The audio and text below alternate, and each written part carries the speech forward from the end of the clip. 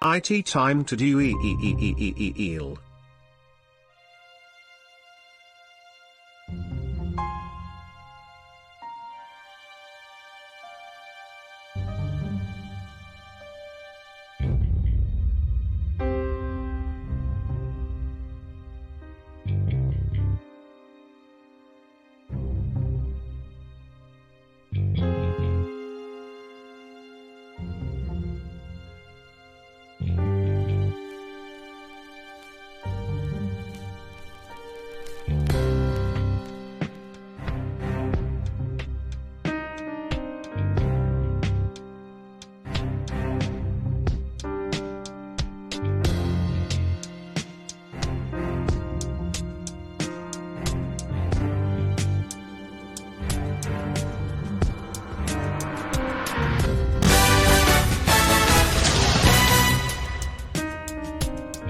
There was once a quiz called Duel on Twitch that's a crown jewel.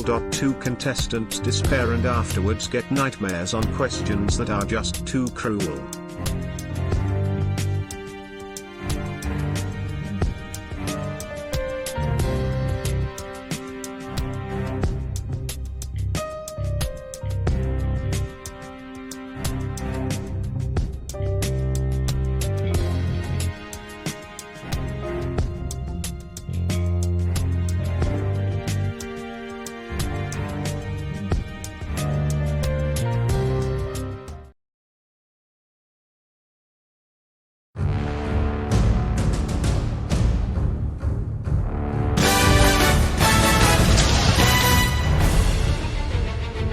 I saw my friend Koo. He said good morning to me. So I said hi Koo.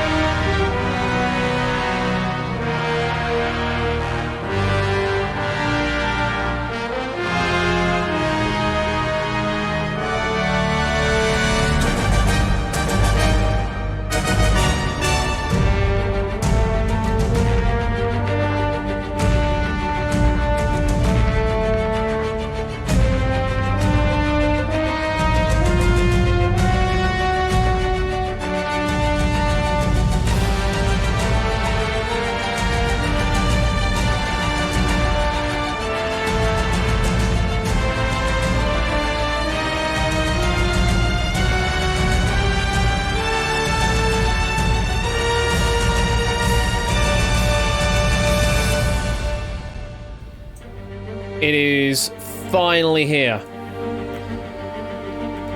The grand final of Duel Season 3.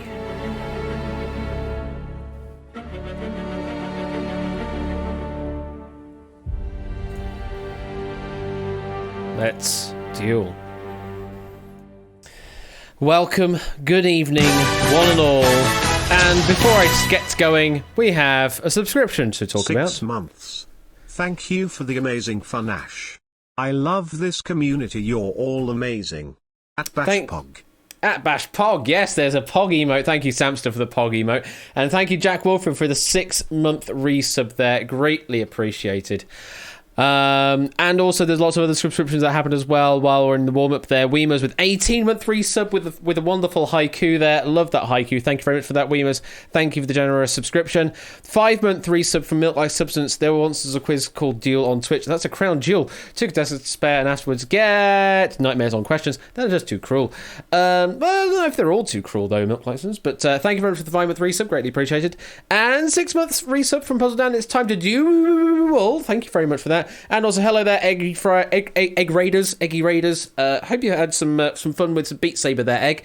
I need to consider possibly getting some VR stuff and things because there's just about enough room for me to do VR stuff in. So maybe we could do a thing. Maybe is there a market for VR hosted games and quiz shows? Maybe, I guess, but it's a bit weird.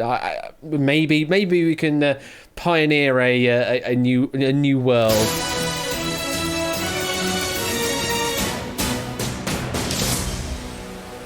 And that's 5,000 bits from Mr. Connor M27, who says 5k for the final. Text-to-speech is probably going to say it again in a moment as well. He says 5k for the final. There it is. Connor! 5,000 bits! That's crazy!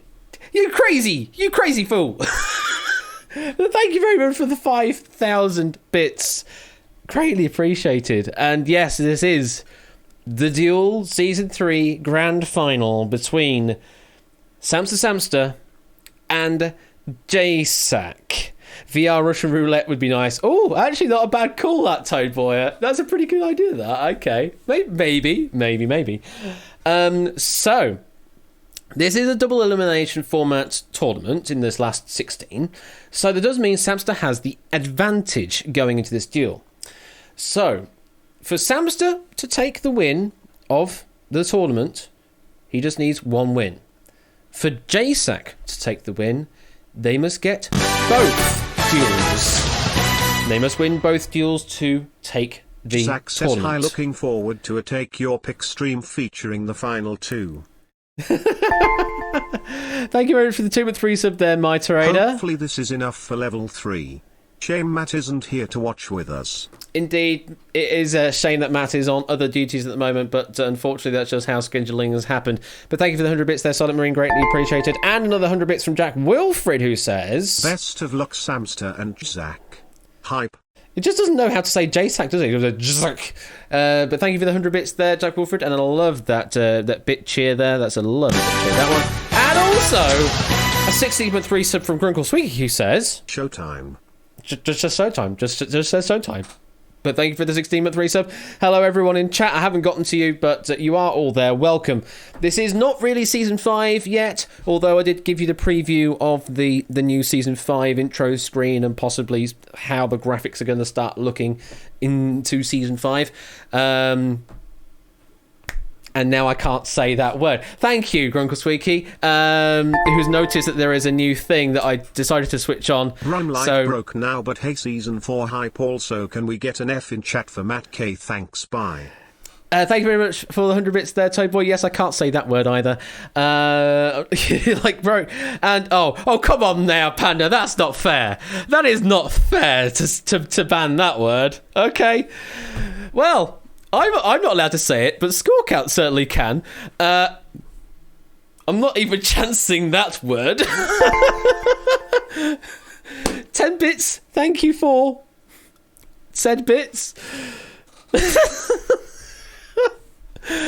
I might need to turn up level of that. Oh, I'm putting too much thought into reading these now. Anyway, hello, Score Count. Oh, I can't hear you because... There we go. Hi. Hello. I was just going to say, every time you now get to a word that's banned, you have to wait and then I have to come in afterwards. Yes, I am going to change levels of reward so that I'm not inundated. There we go. How are we doing, score count? I am doing rather all right. I feel lonely. It's cold in here. But I think word ban was a mistake. no, this is going to be definitely rather interesting to say the least. Absolutely. This is end of series. Ha! I can say Christmas I can say special. that. Not quite. Same function. Something along those lines. Between Samster and JSAC. Just a second. Hang on. Hang on. That's a tier 3. Panda with a tier 3 sub.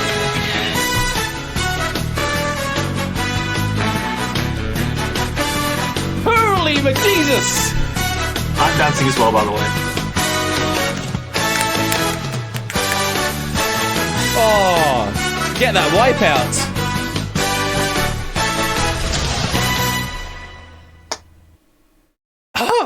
Panda with tier 3 resub. That's crazy. Mm-hmm. I mean, I did put in the full... Dang it. Did put in full wipeout theme for tier 3 and just wanted to know when someone would do said thing. Now you have done said thing. Mm-hmm.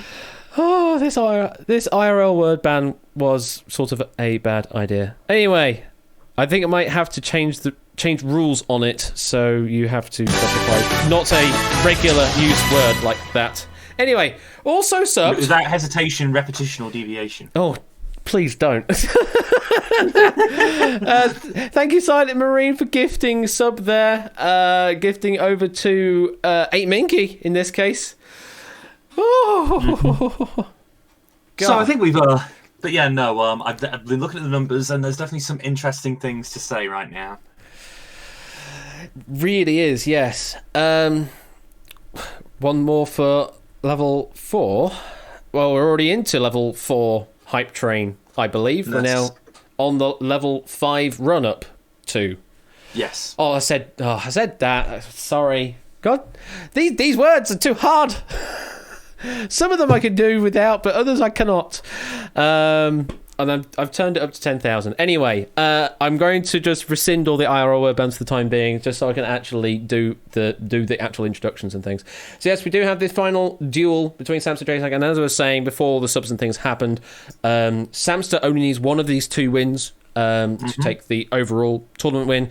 JSAC, because they have come through from the lower bracket, they must win both duels to take the win. And Egg has subscribed at tier 2. Thank you for the 17-month resub, although I think you've already done your 17-month resub. You've just upgraded your subscription now to tier 2. Oh my goodness. Yeah, I don't have a tier 2 sound. I only have a tier 3 sound as an additional. I have a tier 1, which is the same as tier 2, and then there's a tier 3 sound. I need to give you some other emotes possibly, so you might feel a bit more special. You get a special emote at tier 2 and a special emote at tier 3. I haven't put those in currently, but maybe I can put something in. I don't know. Anyway, thank you, Egg, and thank you, Panda. Anyway, this is the final. This is actually the final. The final.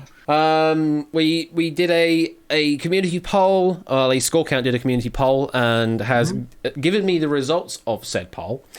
And alongside that and some other awards, which I would quickly mention. Oh my goodness! Before we do that,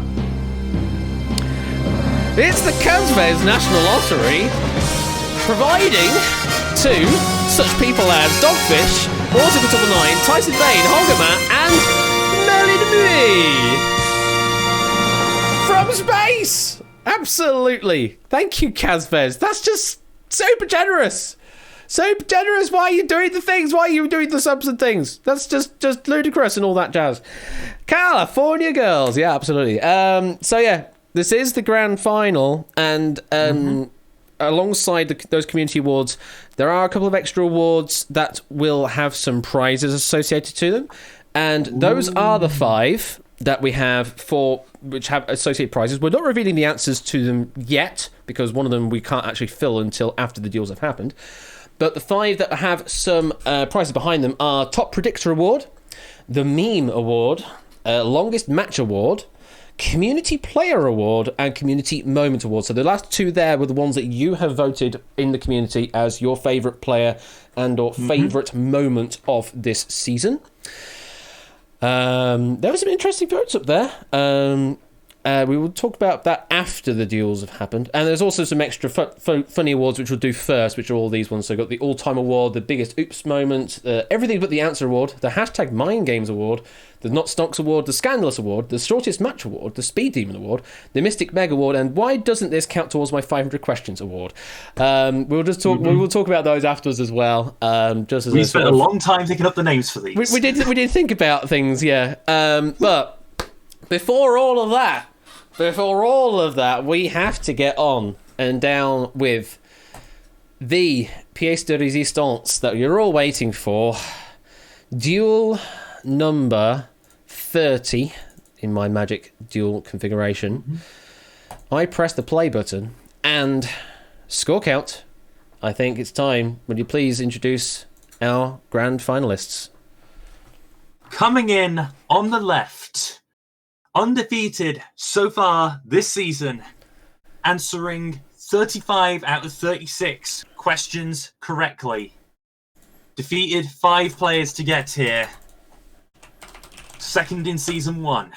Second in Season 2. Second in Season 3. Or is the streak broken? It is Samster. Good evening. Hello. Applause. Hello. Oh, wait, I have an applause sound. Where is it? Where's the applause You sound? have the applause button. Is it that one? I don't know. It's not making any noises. Why didn't it make any noises? That was a bit of a pregnant pause. No, not that one. Not Does that everyone one. pretend it's clapping Not right that now? one. Not that one. There it is. There, that button there. Number 5. There it is. There's the applause sound. So, all the way from the Quarrel of Death to here, undefeated. How are you feeling? I feel like I've ridden a lot of luck here, and hopefully it's just going to keep coming because I've had some close calls and I'm still standing just about. You have had some close calls. As I mentioned, 35 out of 36 correct answers. You have survived one of those matches by sudden death. Whereas JSAC has won every single one of his games without having to go to that. That could be an advantage, that could be a disadvantage. Mhm. How, of all the players, is JSAC the one you were expecting to face here? I don't know about expecting, but it's probably the person that I wanted to face again because the first duel that we had was cut so short. I wanted a proper one, if that makes sense, because the Olympics one was a bit. It wasn't a trick question as such, but it was easy to not factor in Winter Olympics. So it's nice to see him, and I hope I can beat him again. Basically. Mm-hmm.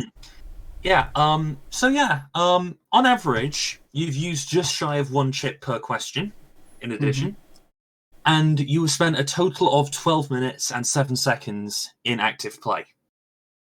Just in case you want to get to those stats, and those stats will become a bit more contextualized when I introduce our second player for this evening. Someone who very much so came out of nowhere for a lot of people, I think. Someone that a lot of people weren't expecting, not perhaps because everyone thought he was doing poorly, but I think more so perhaps because he was such an unknown quantity. But here he is now. After failing in his qualifying in his Truel, and then breaking all the way to his first match against Samster, failing that, and then clawing it back to now. 68 questions faced. 66 answered correctly. It is JSAC. Hang on. Applause time. Yes. Please don't continue that. Here we go again. How are you feeling today? I'm a little nervous, obviously, So, yeah. What are you how are you feeling going? Obviously you've been knowing that Samster will be your final opponent, but now that it's actually here and it's actually happening, and you have potentially 2 duels to win ahead of you, how are you feeling? Not in the slightest good. I am Feeling slightly nervous. slightly would be an understatement. Okay, well, to give you some more comparisons, as I said, Samster, you spent 12 minutes and 8 seconds or 7 seconds in active play. JSAC, you've spent 22 minutes and 17 seconds in active play. So you've definitely been around in this arena for longer. You've also you also on average only lose about half a chip per question compared to Samster, who loses just under 1. How do those two sort of statistics sit with you, JSAC? I mean, yes, I have been in the arena for a longer amount of time this season, and yes, I do use less chips on average. However, Samster's been here for previous seasons. This is my first season in, and I've noticed, as we've gotten closer to the finals, the questions are getting significantly harder than they were in the earlier ones, and I've noticed I myself have been using just a little bit more time, which is what I'm more worried about. Well, again, on average, you've both averaged to roughly the same time spent per question. Samster, you have someone who's been in the arena who's managed to hold on for a very long time against some very tough opposition. So, does that fill you with dread in any way? Not necessarily. I'm just going to play my game. I'm just going to take my time with it like I normally do. And hope my experience in the previous seasons of Duel works well for me. Quite possibly. But then again, as I've said before, if you are following your previous experience in this in previous seasons, then this could end very badly. You're not wrong. You're not wrong. Not wrong in the slightest. I think we've gone over a lot of things multiple times regarding the previous history, but ultimately, we are now here at the final. This is it's going to be one of you, or it's going to be the other one of you,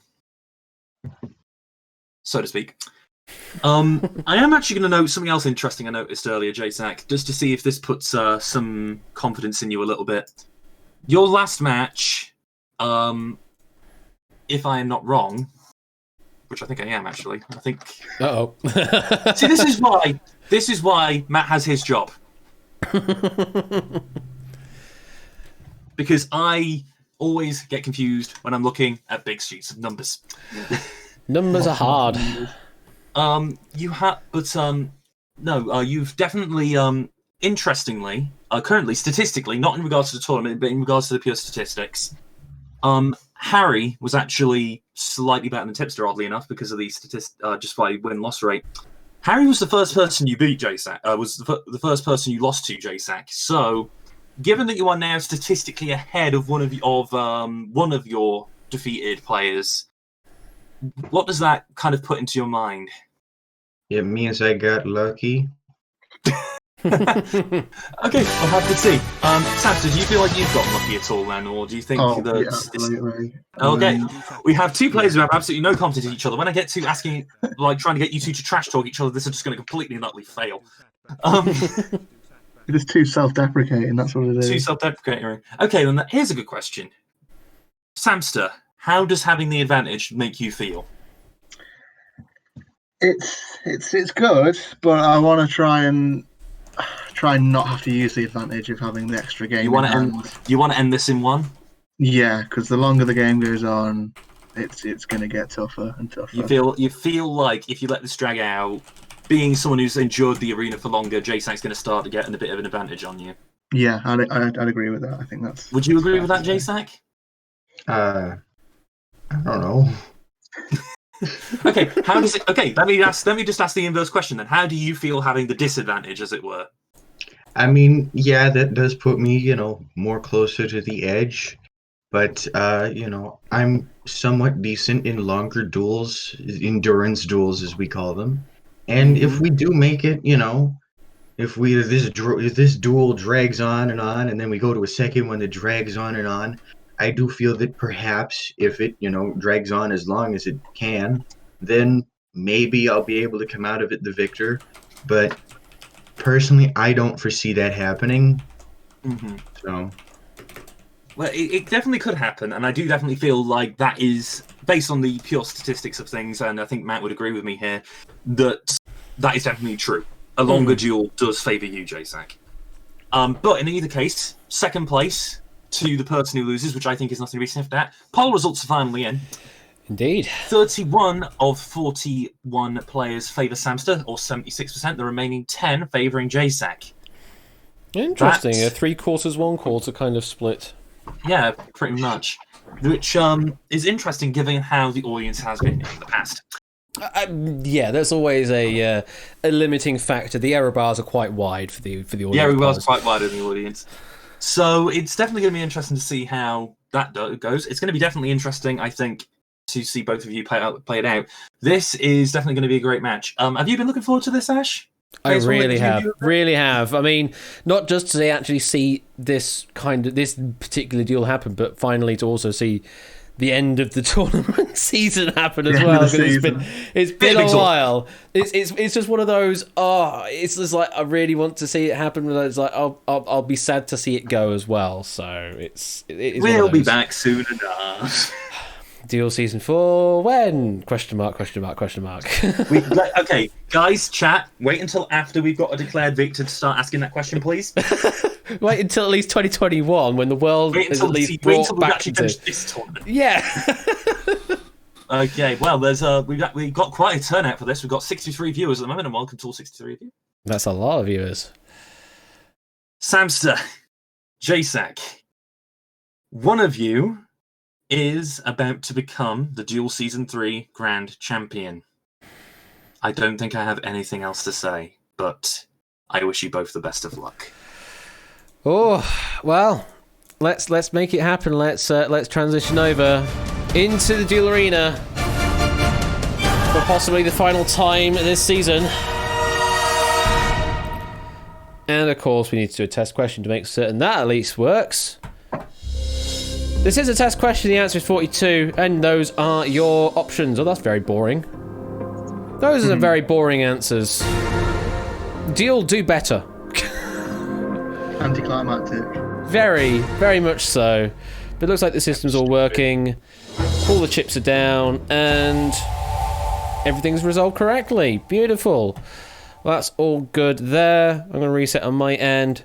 And you know what? I'm going to do Matt's job here, just to confirm that it is, for Sam and J-Sag, it is just you, the machine you have in front of you, to click buttons on the end. No Twitch chat, no other outside sources like Google or whatever. Just to confirm that. Correct. Beautiful. Okay, and so this is it. This is the grand final. Part 1 of maybe part of 2, or maybe 2 parts. Depends on whether J-Sack takes the win or not. You both have 10 chips, 2 accelerators, 5 minutes on your clock. If you're both ready, then let's duel for the title.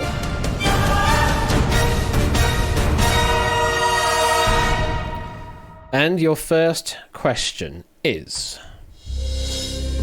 which of these is an ice cream dessert? Options are Sunday, Monday, Tuesday, Wednesday. Very nice, sort of breaking in the shoes kind of question. Both with a single chip down on a Sunday, and let's not beat about the bush. Absolutely is right, a Sunday. Yeah, nothing really to provide in the forms of factoids here, and not much to provide in the forms of dramatic commentary on how the lead has changed. Although I can confirm that J-Sack, you have a lead of 1 second. Yes. I mean, if you want the full accurate details of your time left, I could probably find that out for you. So, Samster, you're on 297.0788 seconds left. And J-Sack, you're on 298.1235 seconds. So it is about a second, actually, after all of that. So there you go. More you know. Let's move on to question number 2. Which of these is a weapon with a pointed head? Options are Shakespeare, William E. Okay. Stop the screen. Both with an answer on just B, spear. You happy with that, Sam? Yeah, I'm fairly confident, I think. You happy with that, J-Sack? Yes.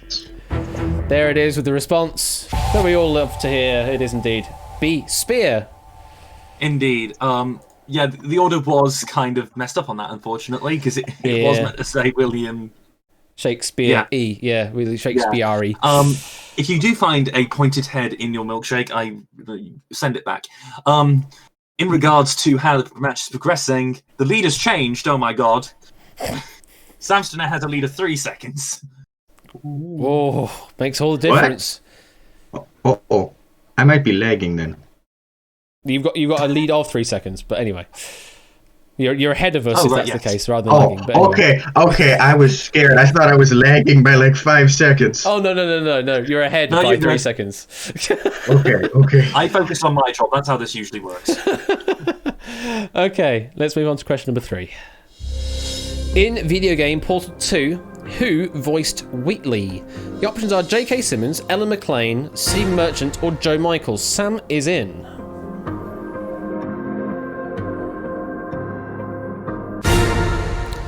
And J-Sack is in. Stop the screen. Both on a single chip of C. Stephen Merchant. J-Sack, you happy with that particular response?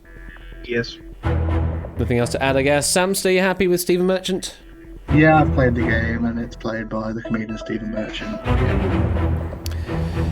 Famously tied to Ricky Gervais, but in this one, not to be seen, it is Stephen Merchant instead.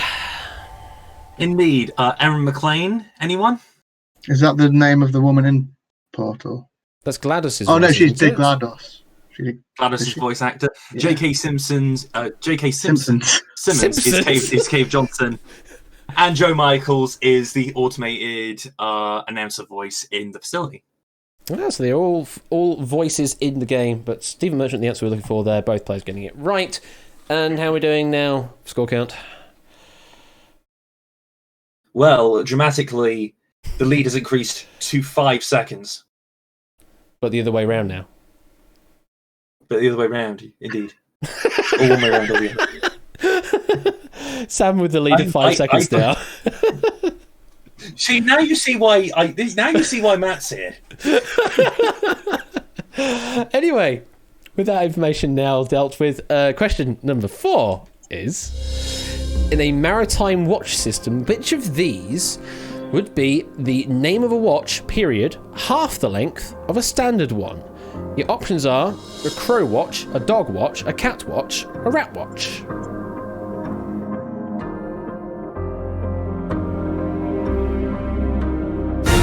J-Sec is in.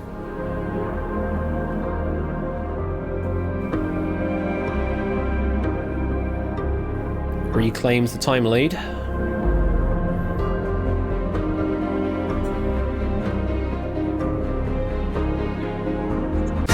And Sam is in. No accelerators being played just yet. There are 4 chips on the table. 3 on Sam's side, 1 on J-Sac's side. Sam, why did you go with everything apart from Catwatch? Because I didn't really know. Catwatch doesn't sound right to me, but the others I'm not sure of.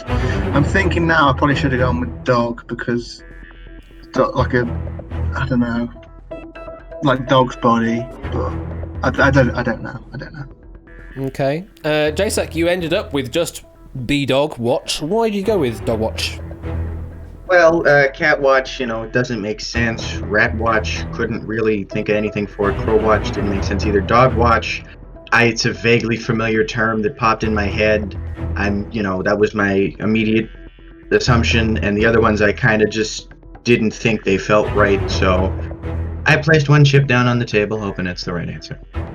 Well, if it is the right answer, then we continue on. If it's Crow Watch or Rat Watch, then Sam will take the win of this grand final. If the answer is Cat Watch, then we will go to a sudden death on this duel. Correct answer is... it is B, Dog Watch. Indeed. And another one of those weird nautical terms that no one's 100% sure where it came from. It is often stated to be a derivation from German or Dutch. And it can be it's either the time when dogs are asleep or the time when you can start to see cirrus, or someone is dogging or dodging the watch, or a cur-tailed watch, or which is a terrible pun and I adore it. But yeah, loads of random explanations for that one. Okay, and things have changed. We definitely have a change in play now. Yes. Do you want to describe it, or would like me to describe it? Score count. It's up to you. I might as well. So Samster taking the first hit of the chips there, now down to 8. JSAC still with a full complement of 10. JSAC also in lead on time by 13 seconds. Sam on 4:22. JSAC on 4:35. Both players still with 2 accelerators to play. Let's move on to the next question, which is... Oh, it's a long one. Mike Dean got his name in the record books in 2019 by becoming the first referee to issue how many Premier League red cards 18 years after issuing his first? Options are 50, 100, 150, 200.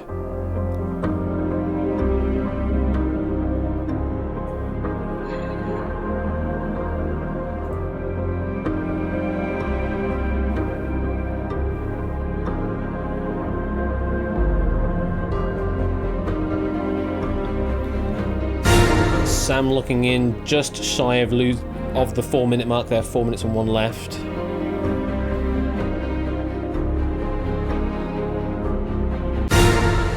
And JSAC pretty much making it level there, locking in at 4:03. Struck the screen. You both agree on B100, however JSAC is also hedging a little with C150. JSAC, why did you go with 100 and 150? Well, I originally had all 4 chips on the table, but as I was thinking about it, 50 seemed a little too little, 200 seemed a little too high, so I just placed my bets in the middle and hoped it was the best. Just sort of going for the averages of the 4 answers up there. Okay. Sam, you've gone with a very single chip answer of 100, so you must be pretty confident that the answer is 100. Yeah. Why do you think that? I had a vague recollection about coming across this when I was doing some research into the Premier League, actually. I wasn't sure it was 100, but I remembered it being like a roundish number, and I don't think it was as high as 200, so I think it was 100. Okay, well, if it is 100, then we continue on in live play. If the answer is C150, JSAC will win this duel, and then we will move on to the second and most decisive duel. If it is A50 or D200, then we'll go to sudden death. The correct answer is... It is B100. Indeed, his closest competitor is Phil Dowd at 67. And, quote, the factoids by Egg Ray Cheese, rumours that Matt and the Ref has shown more red cards are unsubstantiated. And just like that, JSAC now loses 1 chip to the void. Sam is now only 1 chip behind on 8 plays JSAC's 9. The time's pretty much level at 4:01 and 4:03, so JSAC has 2 seconds advantage there. And there's 2 accelerators still each to play with as well. Not been touched on the accelerator front just yet, but I'm sure that'll come into play at some point in this duel. Here comes the next question. Talking about William Shakespeare earlier, which of these is the title of a play by William Shakespeare? Options are Love's Labour Lost, Love's Labour's Lost, Love Labour Lost, or Love Labour's Lost.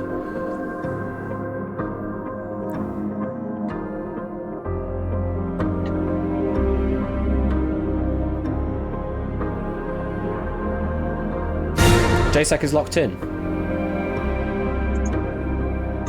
And Samster is locked in. I wonder if either player was paying attention on 500 questions, because this was a answer to one of the questions, I believe, in Lucario's run. I think Hallion was in the sideline seat at the time. Either that or Procyon, I can't remember, but I think it was one of those two, certainly. If memory serves, Lucario did not come up with the right answer, which was the answer we have up here, certainly one of these 4. Let's drop the screen. Both have agreed that it is '*S, and nothing on the end there. Samster, why do you believe it is '*S? I knew it was 100% loves something, and then I was going through my head saying loves Labour, loves Labour's, and I think it's Labour's. I'm fairly confident. Well, you have agreed here with JSAC. JSAC, why are you confident on apostrophe S? Well, as much as I would have loved to seen the 500 questions stream, unfortunately, I was working that day, so I didn't get to see any of it. However, we did go over Shakespeare in a literary class in school last semester. When I say last semester, it's already but not that long ago, and we went over a lot of Shakespearean stuff. So, Well, you have both agreed on the same answer, so your fate is sealed no matter what. Correct answer is... Indeed it is. Love's Labour's Lost. Indeed. Whilst there is some quibbling about if the apostrophe, the uncouth bacilli, as another question in this season is The uncouth bacilli, my god, yeah. That's a cool there is some debate. There is some debate as to whether the apostrophe should be there, but canonically it is given with both apostrophes, and it definitely is given with both S's. Okay. No chips lost on that exchange, so it's still 8-9. Time difference, JSAC is ahead by 6 seconds on 3:45, plays Samster's 3:39. Again, those accelerators not touched. Maybe that will change on this question. In 1974, Swedish pop group ABBA won the Eurovision Song Contest with a performance of what song? Options are Super Trooper, Dancing Queen, JSAC and Samster are rapid in. The other answers also Mamma Mia and Waterloo. All right, let's just cut the tension with a knife then. Presumably you are both very confident with this response. Yeah, definitely. JSAC, you confident? yeah, I actually have this on the original 45 single if you want it. So. Oh, lovely. Well, you both seem pretty confident it's Waterloo. If it's anything else, then we're going to sudden death. But you seem pretty confident. Correct answer is... It is indeed D, Waterloo. As lampshaded in the amazing interval act during Eurovision 17, was it? Peace, Peace, Love, Love. One of the few Eurovision winning songs to be about war. Yes, indeed. Thank you for the follow there. Awesome pack player, by the way. Thank you very much for that. We reset the board, and again, chips are the same as they were. Time difference, well, it's 7 seconds the difference. 3:44 plays 3:37. It's micro difference change there. Still, no accelerators being played. Maybe that would have been a good one to play, but I guess neither of them needed to play it. So, good decision to not play it then. Let's move on to the next question. Originally produced in Scotland, tweed is made from which of these? Is it wool, flax, nylon, or cotton?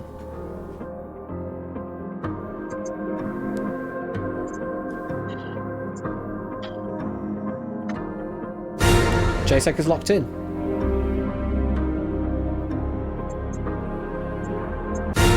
And so is Sam. Let's drop the screen. Both agreeing on a wool. Although, Samster, you were hesitating a little there. Yeah, I wasn't sure on cotton. I mean, it can't be nylon because nylon's man-made, and I would have thought it would predate nylon. And I don't see it being flax, but something that's slightly back in my head thought it might be cotton, but I feel like it's wool. It makes the most sense. Well, you're right to go with wool. It is the right answer. As defined by Oxford English, a rough surfaced woolen cloth, typically of mixed flecked flavours, originally produced in Scotland. Don't shoot me, Scottish people. Jesus. To address your point, Jack Wilfred, he doesn't necessarily have to click a lot of things, but just to make you aware, Samster, your clicking is coming through on your mic. Oh, sorry. Just to make you aware, I don't know. Yeah, I'll turn down my sensitivity. It's up to you whether you think that is going to give you a distinct advantage or not. But because you could theoretically click to fake putting a chip down. I don't know. It could be completely within the realm of possibilities there. But just saying, because Jack Wilfred is saying so, out of transparency, I guess I should mention that as well.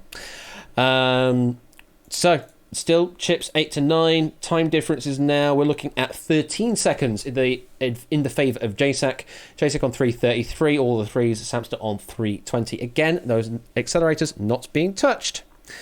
Next question is: what was the initial name of TV quiz show Who Wants to Be a Millionaire? Options are Cash Mountain, Cash Cow, Press Your Luck, Feeling Lucky. I wonder if both players watched the docu-soap thing. How did you guess? Both going with A, Cash Mountain. Jacek, you happy with that? Yes. Samster, you happy with that? Yeah, you're right. I watched Quiz. Very good. And yeah, I didn't actually know before the show that it was called this, but yeah, it's Cash Mountain. I'll be honest, I didn't know what it was called beforehand before the quiz happened, but yeah, it was originally called Cash. Go on, Jacek, sorry? They actually had an insane, like, 20-question money tree where it was like $1, $10, Oh, yeah. pound, 1, 10, 50, like, it ramped up. It was very insane. And It now went, at one point, the maximum jackpot was in the 8-digit range, as a matter of fact. I do believe, anyway. Yeah, but that all got cut off for the pilot. Well, no, apparently one of the reasons was that that it resonated more with the public, the idea of just simply being a millionaire, and there was no need to overdo it. Mm-hmm. I mean, would ITV had even signed off on something with an 8-digit figure for a prize? I don't think so. BBC don't even go even anywhere near to $250,000 these days, so, you know. 273,000. Yeah. But I don't want to remind anyone of that. So again, no chips lost again. Samster on 318, Jacek on 332. Again, those accelerators not being touched. But I guess all these questions have been pretty decent for you so far. Will your luck continue to run through? Let's find out. Next question is, which capital city's name comes from the translation for Smoky Cove? Options are Jakarta, Asmara, Santiago, Reykjavik. Oh, the accent on the I appeared correctly.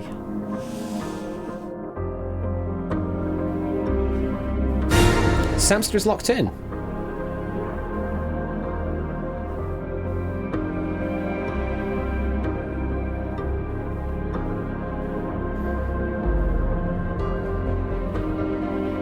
Samster now retakes the timer lead.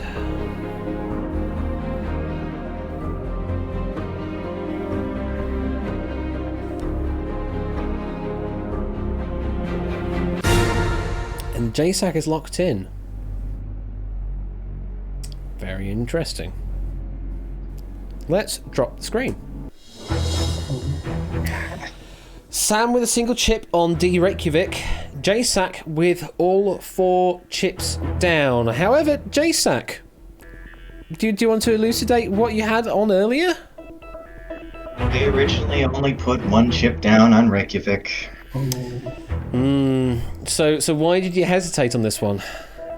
I just started overthinking the entire question, and every single thing began speaking to me. Okay, well, you are through the question no matter what, but it has the expense of 3 chips. Sam, you have gone with a single chip on Jacek's original thought as well, on D Reykjavik. Why Reykjavik? It's one of them things where you just have a thing at the back of your head where you're like, I think I remember reading this. I think I've probably read up on Reykjavik before with it being the most northerly capital city, so I've probably come across it at some point there on the Wikipedia page. Something like that. Okay. I hope I'm right now. Well, if the answer is D Reykjavik, then we continue on and Sam will take the chip lead. If it is any of the others, Jakarta, Asmara or Santiago, then Jacek will take this win in this duel and then we'll move on to the final deciding duel. Correct answer is...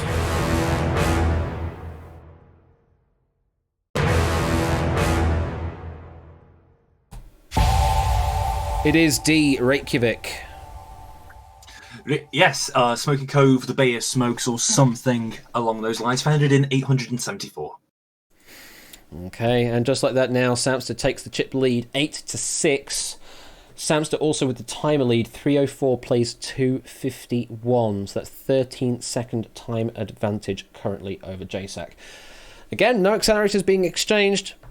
They're just there, waiting to go. I mean, they're playing the psychological effect of not playing the accelerators like Harry often does.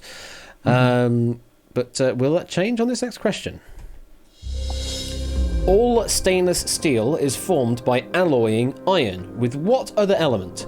composing of at least 10.5% of the material. Options are nickel, chromium, titanium, molybdenum.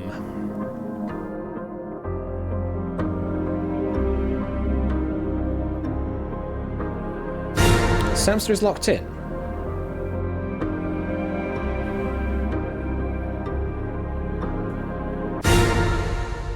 And JTAG is in. Let's drop the screen. Both with a single chip on B, chromium. Samster, why chromium? It's just my gut instinct as soon as I read the question. I mean, it's kind of parallel to my degree, so you'd hope I'd know it, and I think it's chromium. Okay, JSAC seems to agree. Why do you think it's chromium, JSAC? The 10.5% number stuck in my mind, and chromium and 10.5 and stainless steel was all just in there, and it's pounding and ding, ding, ding, ding, ding, ding, ding. And I wasn't sure, but I don't have the chips to risk it. I wanted to play it with my hunch, which was chromium, and seeing that Samster also said chromium, it's kind of reaffirming in my mind. Okay, well, if it is chromium, we'll continue on. If it is anything else, then we will go to sudden death. Correct answer is... It is indeed B, chromium. Yep, has to be at least 10.5%, also less than 1.2% of carbon. You could find the other three metals in there, but it's a fractional and potentially optional percentage. It is a chromium oxide that forms the stainless oxide film on stainless steel. Well, there we go. Both players getting it right, and more importantly, going with a single chip response on it, so their chips remain untouched. Sam still with the lead 8-6, and also with the time advantage of 21 seconds now.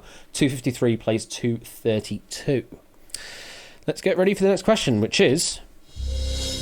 The current length of a marathon was derived from a distance run in what European country? Your options are Italy, United Kingdom, Sweden, or Greece. Samster is locked in.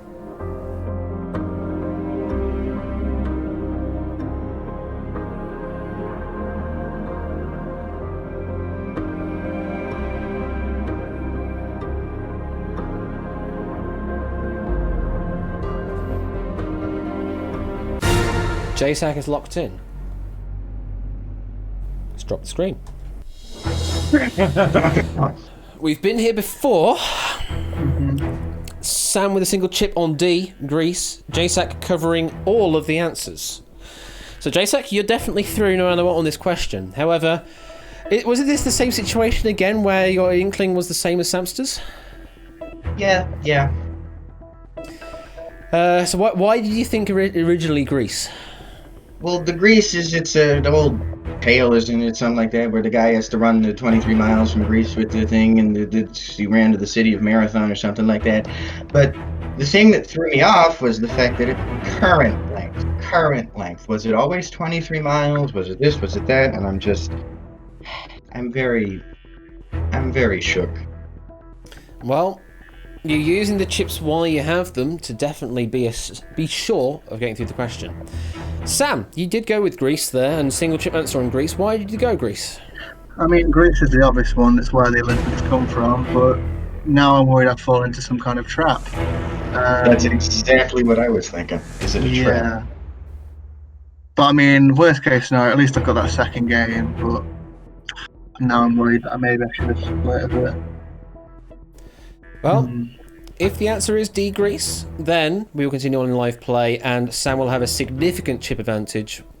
Sam will be left with 8, JSAC would be left with 3, so JSAC would not be able to cover all of the remaining answers if they had to. If it's anything else, if it's Italy, United Kingdom, or Sweden, then JSAC will take this win, and we'll go on to the second duel to decide everything. Correct answer is... Focus the window.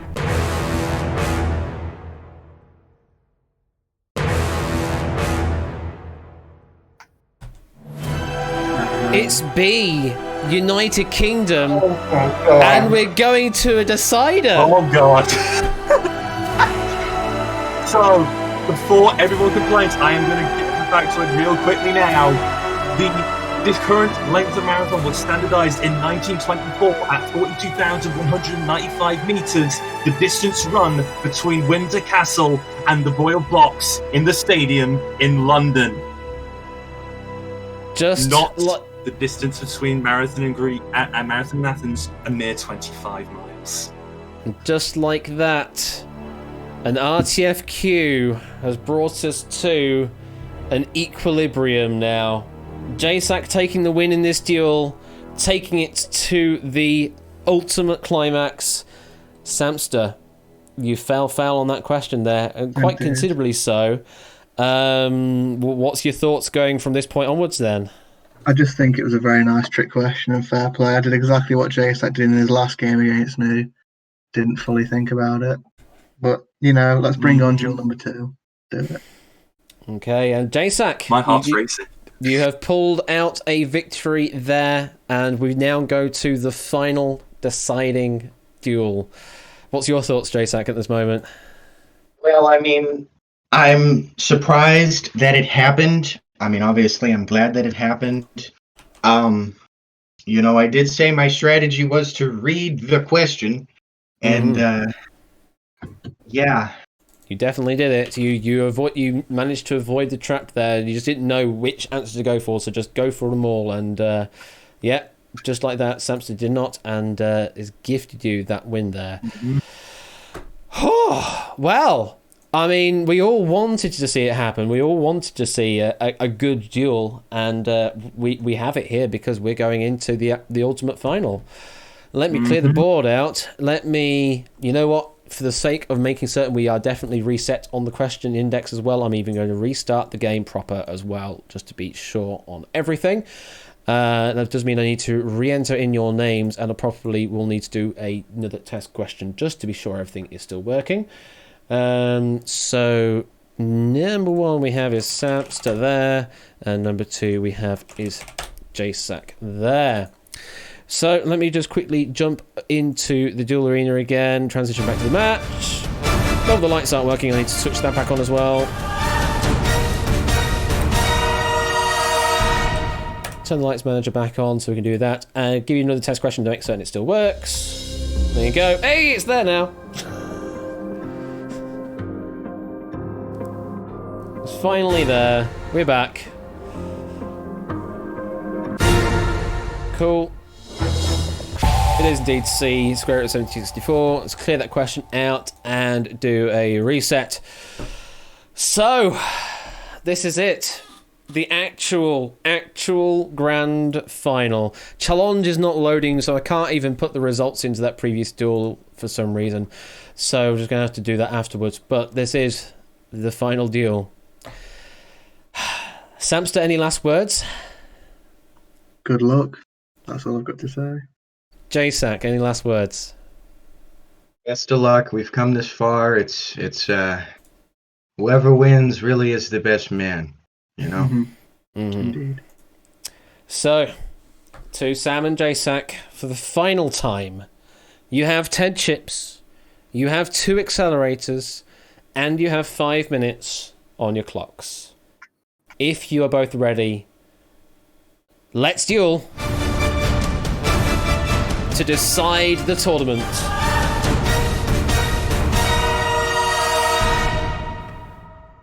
Just forget that other duel never happened.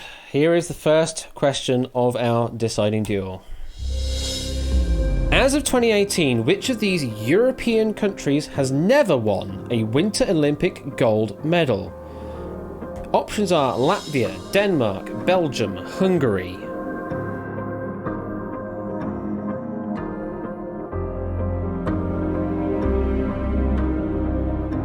What a question to start with. Here's a hell of a question.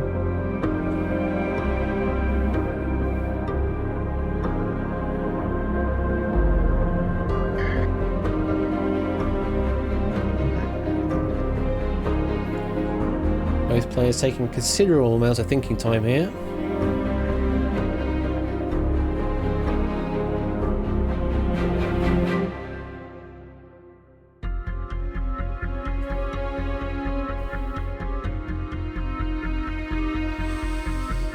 Don't forget that we have replenished all the chips and accelerators in time.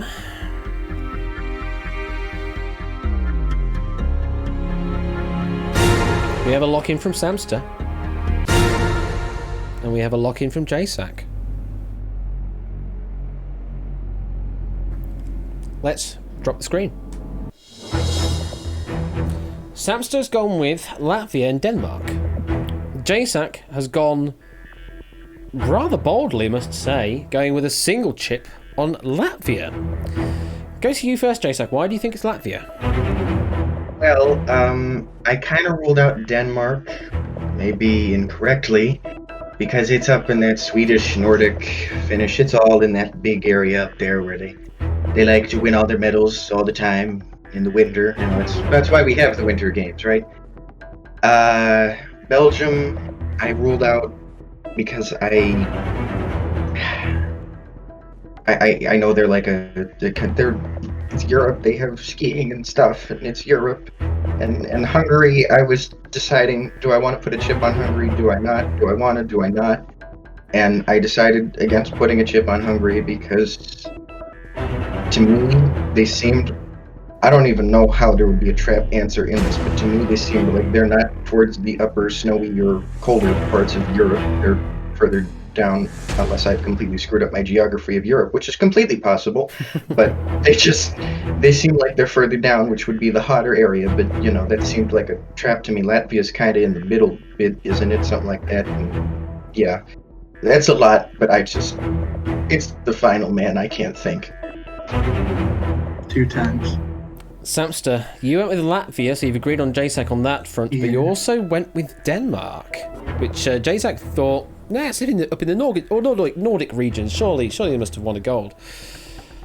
So, what's your thoughts on that? Yeah, I was just kind of basing it on populations. I feel like Belgium and Hungary both have bigger populations than Latvia and Denmark. They're quite big countries, to my knowledge.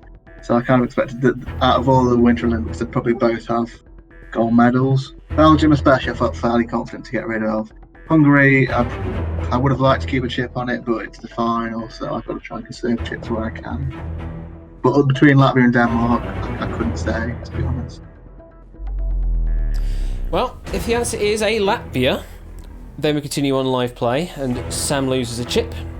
If the answer is B, Denmark, then Sam takes this win on a 1-question final duel.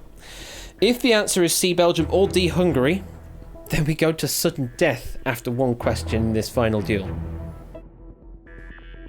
I'm going to reveal some wrong answers. First answer I'm going to reveal as a wrong answer is C, Belgium. Oh, God. Second answer I'm going to reveal as a wrong answer is A, Latvia. Oh, no. JSAC has not covered the right answer. Has Samster covered the right answer? If the answer is B, Denmark, then Samster will take the win and will take the Season 3 position. Bry. If the answer is D, Hungary, then JSAC has been gifted an extra lifeline and we will go to sudden death to decide this. The correct answer is...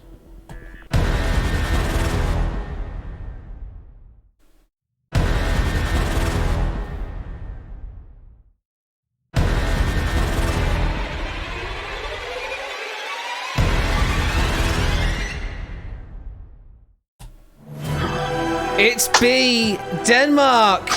And that is it, folks. That is the end of Duel Season 3. Samster, you have finally broken your record.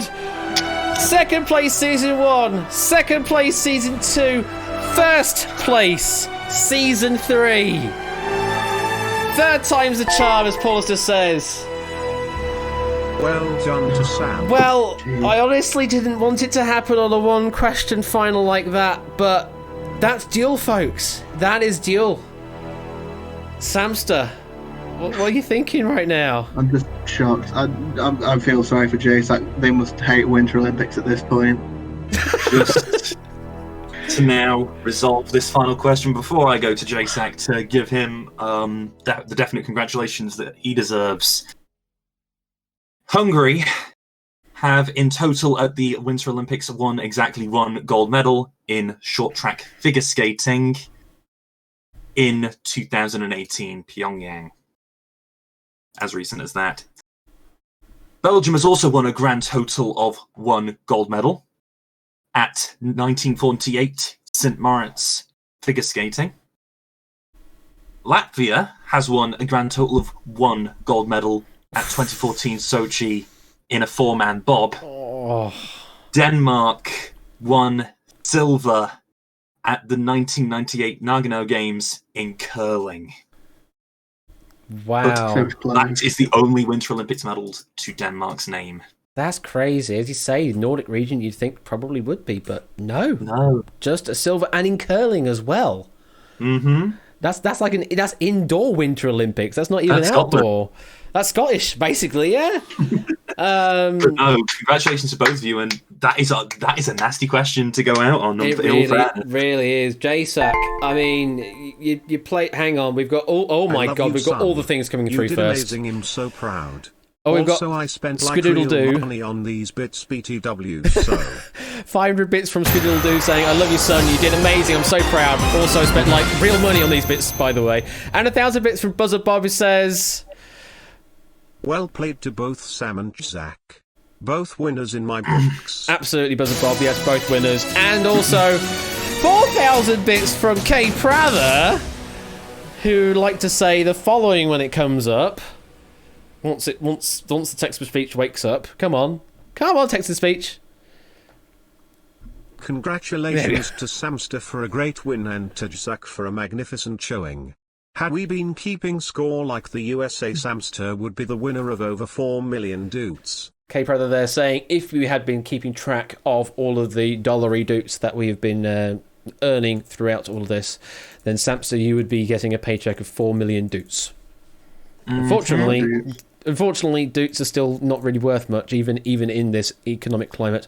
So sorry, we can't do much about that. Not yet. Not yet. Anyway, so yeah, JSAC.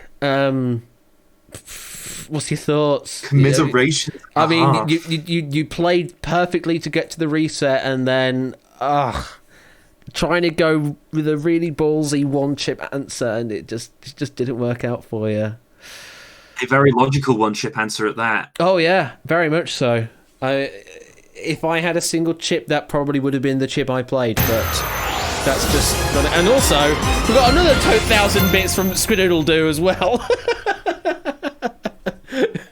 Okay, I can't afford 4,000 bits, but I bought more for Zach. I love you, babe. Aww, look at all the love for JSAC in chat there. Can't afford 4,000 bits, but I bought more for JSAC. I love you, babe. Aww.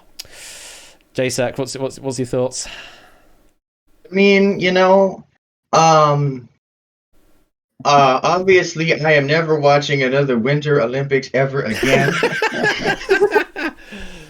This is the third or fourth question I've gotten wrong.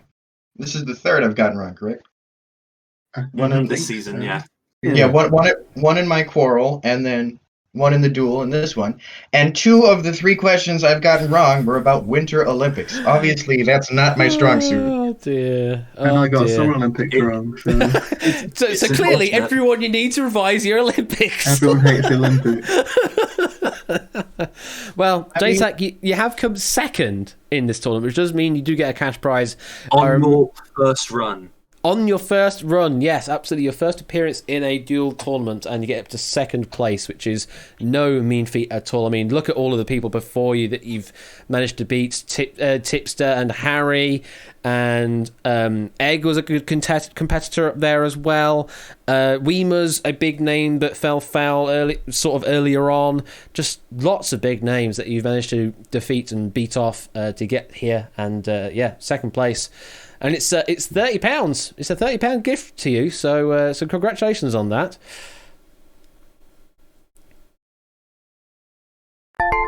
Oh, we're not going to get anything from JSAC apparently. Yes. It's What? one, Just say yes. 2, Oh, I 3 thought it strikes, you're cut. out Sometimes of my the old internet duel likes to game cut, and slot. it was a rather fast end of sentence But there. big congrats to Samster. No longer Yes, the bridesmaid with his win.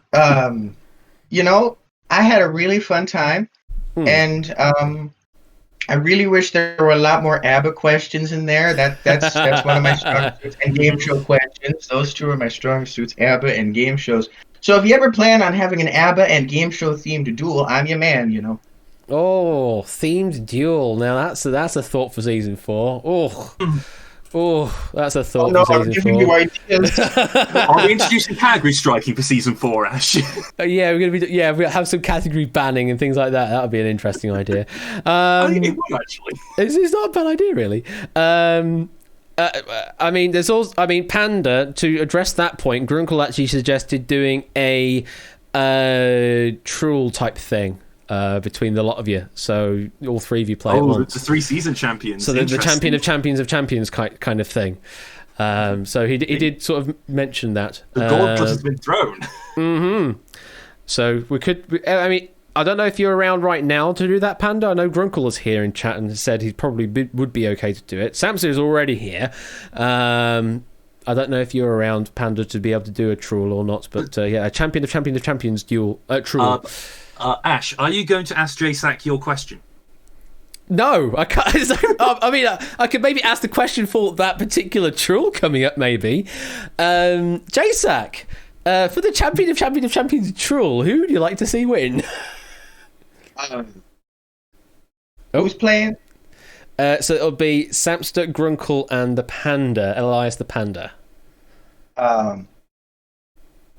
Yes.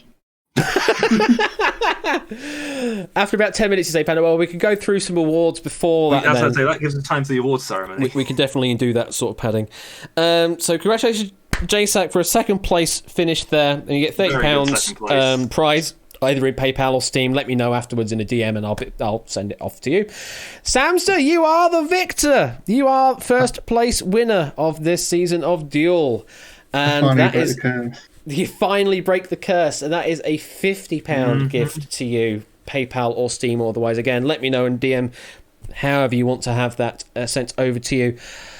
Congratulations, Stamster. I'm just shocked. I really am. Well, that's Duel. That is. I'm not gonna lie. When nutshell. I lost the first duel, I was like, "Oh, this is going badly. It's not swinging in my favour." But just got lucky there again. It can turn around just like that. Absolutely. I mean, JSAC had a bit of luck because you didn't cover United Kingdom on that previous Olympics question, and then you just got the luck back to you that way round when you covered Denmark and JSAC didn't. So swings and roundabouts, That's really. Duel Wang.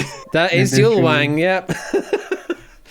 So, Samster, stick around in the next sort of maybe 15 minutes or so.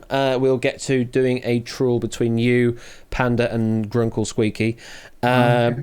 But until then, congratulations, and we'll now go through some of the other awards as well that we had. I'm going to go grab a strong drink in the meantime. You do that. Get yourself a strong drink and celebrate, because it is a win well fought for. Samster, you're victor of season 3. Applause. Everyone applause. Applause. There's the applause. There it is. Fade the applause in.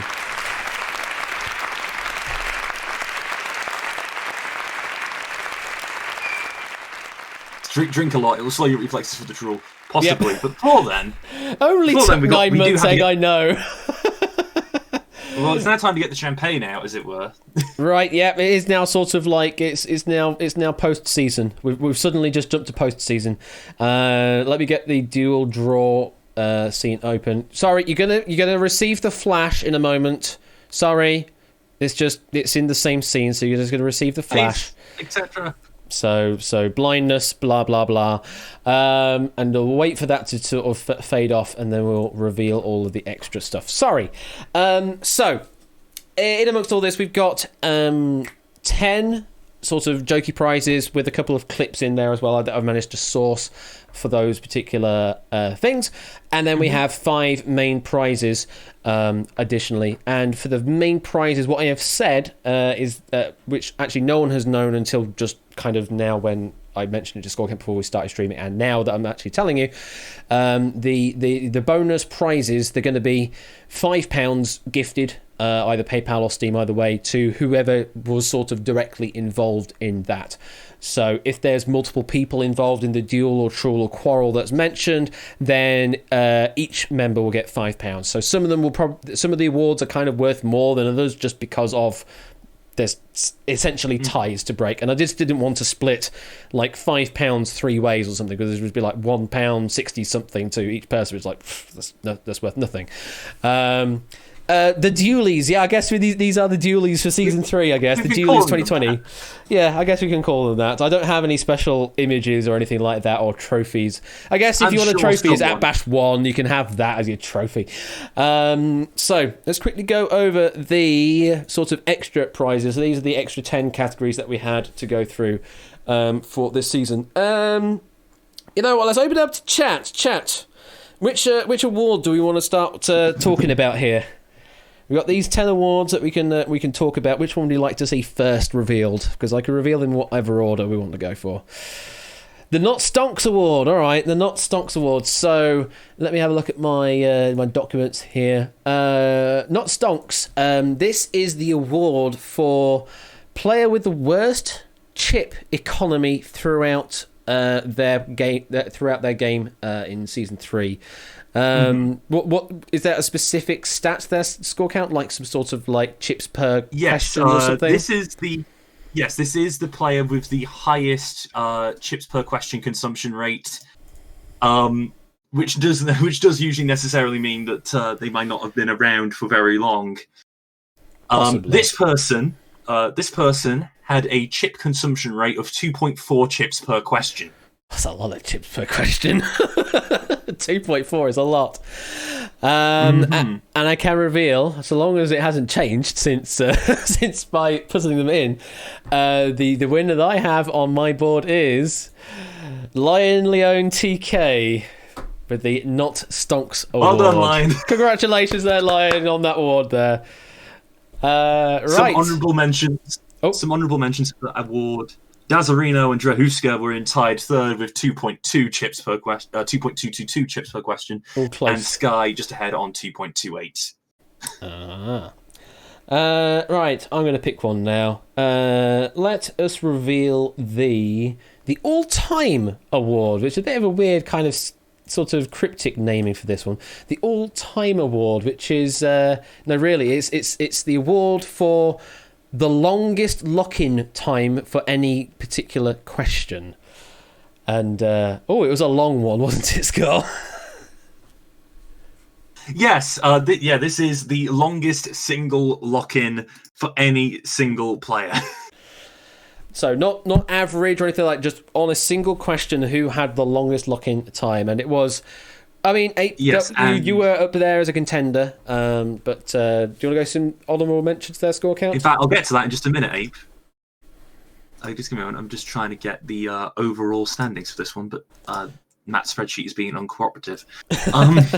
Okay, there we go. So, honourable mentions. Ape, you were a contender for this one. Third longest lock-in time was Grunkle in match 23. This is including the quarrels and truels, who took 131 seconds to lock in on a question. It's over 2 minutes, okay. In just over 2 minutes and 11 seconds. Next is with 2 minutes and 17 seconds was 8 Minky in match 21. That's close. But there was one who stood head and shoulders above everyone else, taking a full 3 minutes to lock in for a single question. And that was the winner of the... Weemers, you won a thing. Woo! Congratulations. How long exactly was it, Score Count? It was 3 minutes on the dot. Well, on the dot, okay. Rounding. Fair enough. Absolute champ there. Absolutely. 3 minutes on the dot. So, Weemers, you are the all-time winner of Season 3. Probably badly named that one. No, this was the question where things happened, but we'll get to that. Oh, is that the... Oh, yeah, that one. Yes, I'm not going to say anymore. Do you want to pick one, Score Count? Yeah, I'm not saying more on that. Do you want to pick one? Oh, you want me to pick one? Well, in that case, we'll just get it. we'll just move right on to the related award then. So what? The Mind Games Award is what you're on about? Hashtag Mind Games. So hashtag Mind Games for, I think, the best or most prominent example of mind games in any given duel, truel, or quarrel. We all know what mind games are here. We've seen them demonstrated heavily through all seasons, actually, and certainly more in this particular duel than any other. Score counts, your reveal. Well, in an effort that not only managed to make Weemus take 3 minutes to answer the damn question, but then for him to also get it wrong, the winner of the Mind Games Award easily goes to the match between Weemus and Harry. Yep, absolutely. Probably even just to that one specific question that was involved. But yes, Mind Games were certainly heavily involved on that particular game. What was the exact question again? I can't remember it off the top of my head. Nor can I, but it was rather beautiful. Part of 2 was. Let's go. Okay, chat. Which one do you want to see next? It was the chemical element question. Of course it was. Yeah, now I remember. That's a very good one. That I like that one. Panda with the scandalous. Yes. Well, no major competition is without its scandals, and I think there was one scandal that reigned supreme across all of the others. I mean, there's not much else I need to say, really, is there? It's just I just have to show the thing, and you know exactly what I'm talking about. So if I reveal, there it is. If the answer is C or D, then we lose White Shadow and Clive at this point. If the answer is B, then we lose White Shadow, Clive, and Ben. And Scooter Dust wins. And this was question number 4. So this is outside of that domain. Yeah. So, right. The correct... You can see me stalling for time here. Is... B. 300 kilos. This is a horrendous maths question. It is very horrendous.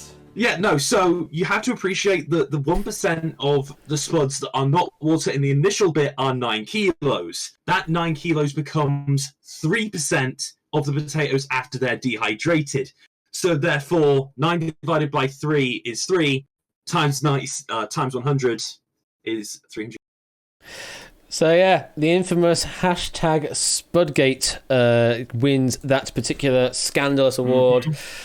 It is just one of those mathematical concepts you just got to wrap your head around to actually really understand it, and start agreeing with 100 bits. At least 100 bits is 100 bits. You can't deny it. 100 bits is 100 bits.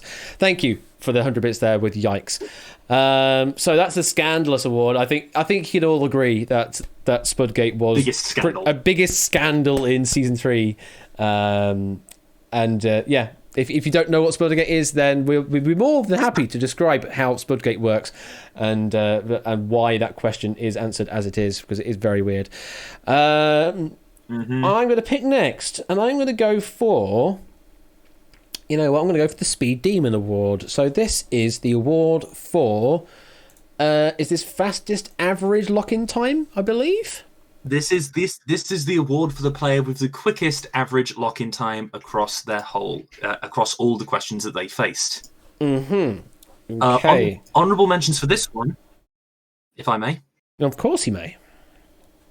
Itogi was third on this award with 10.27 seconds. That's fast. Nata was right ahead with an average lock-in time of 10.12 seconds. Also fast.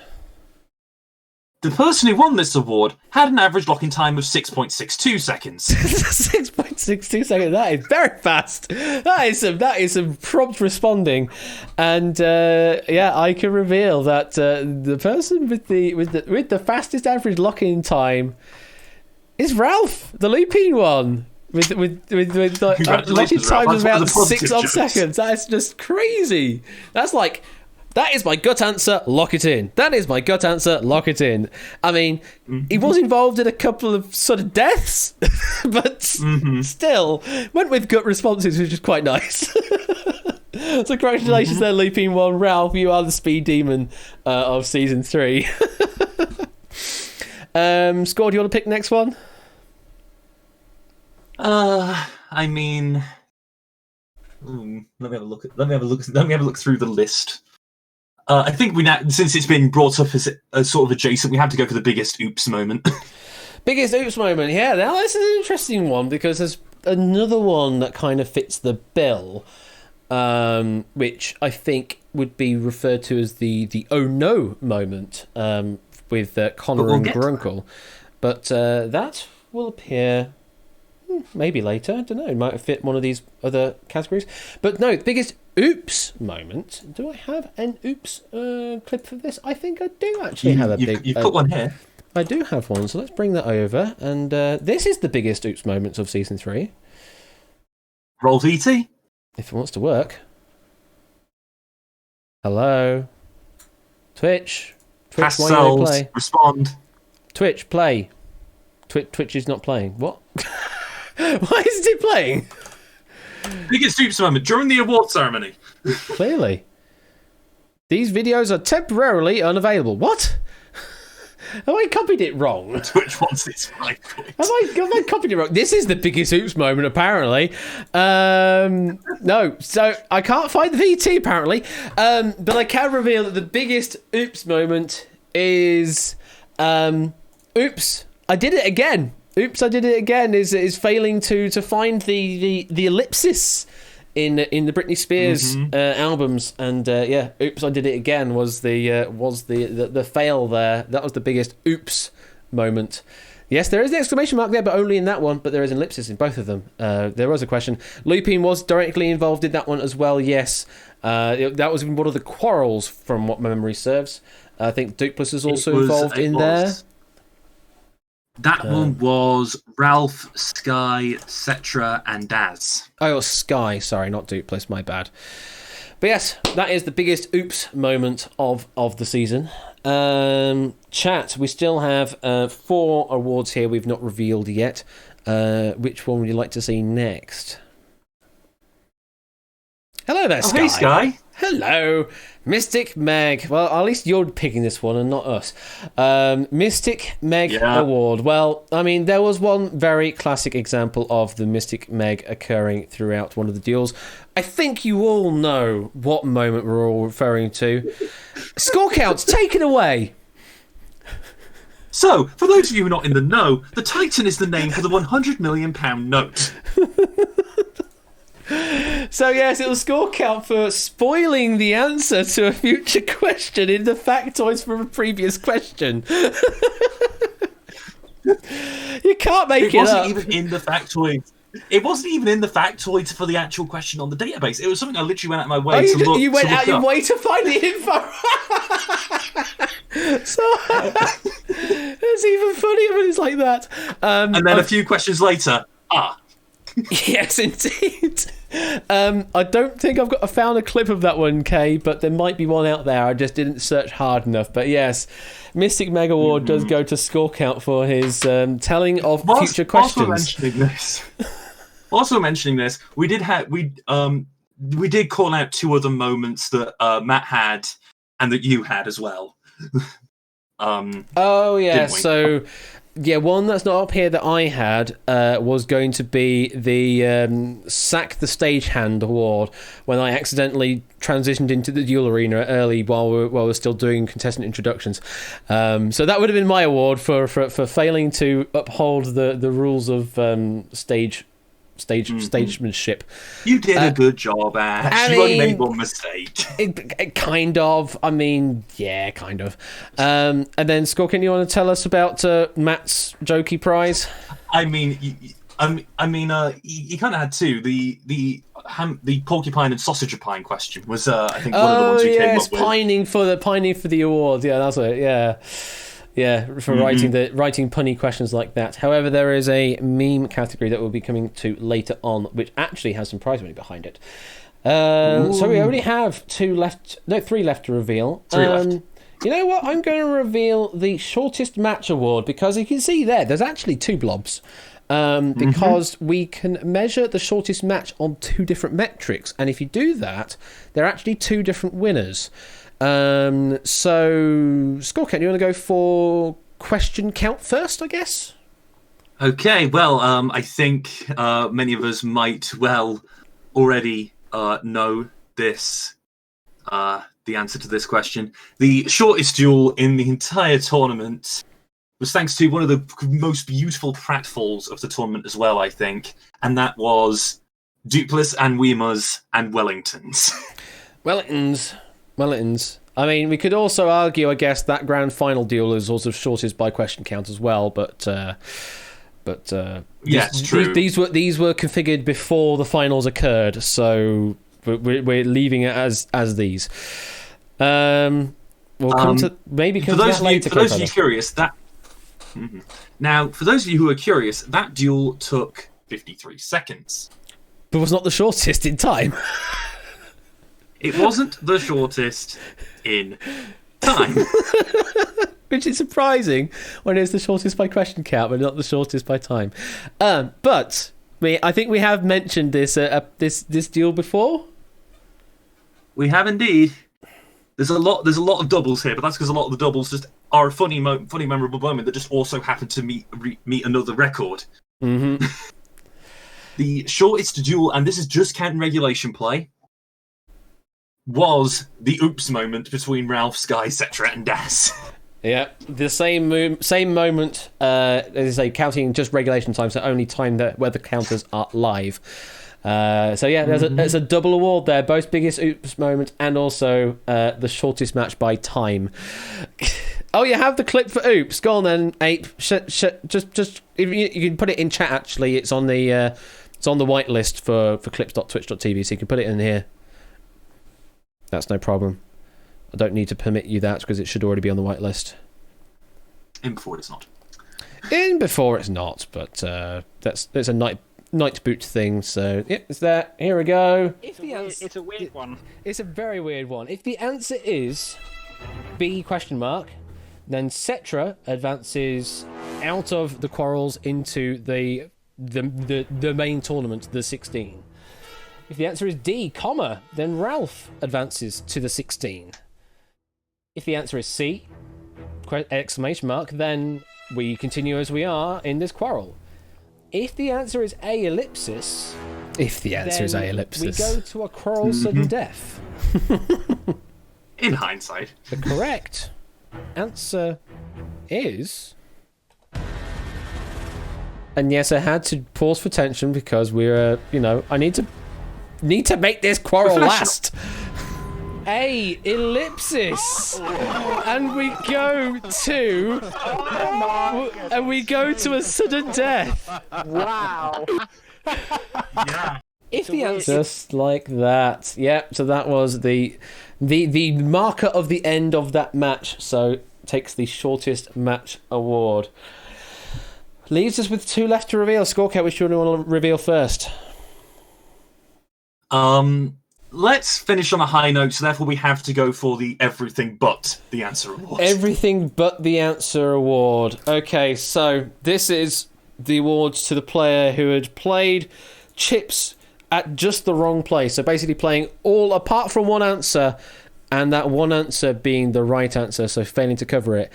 Not just the once, but also they actually did it twice throughout all of season 3. So they have won by a landslide in that regard.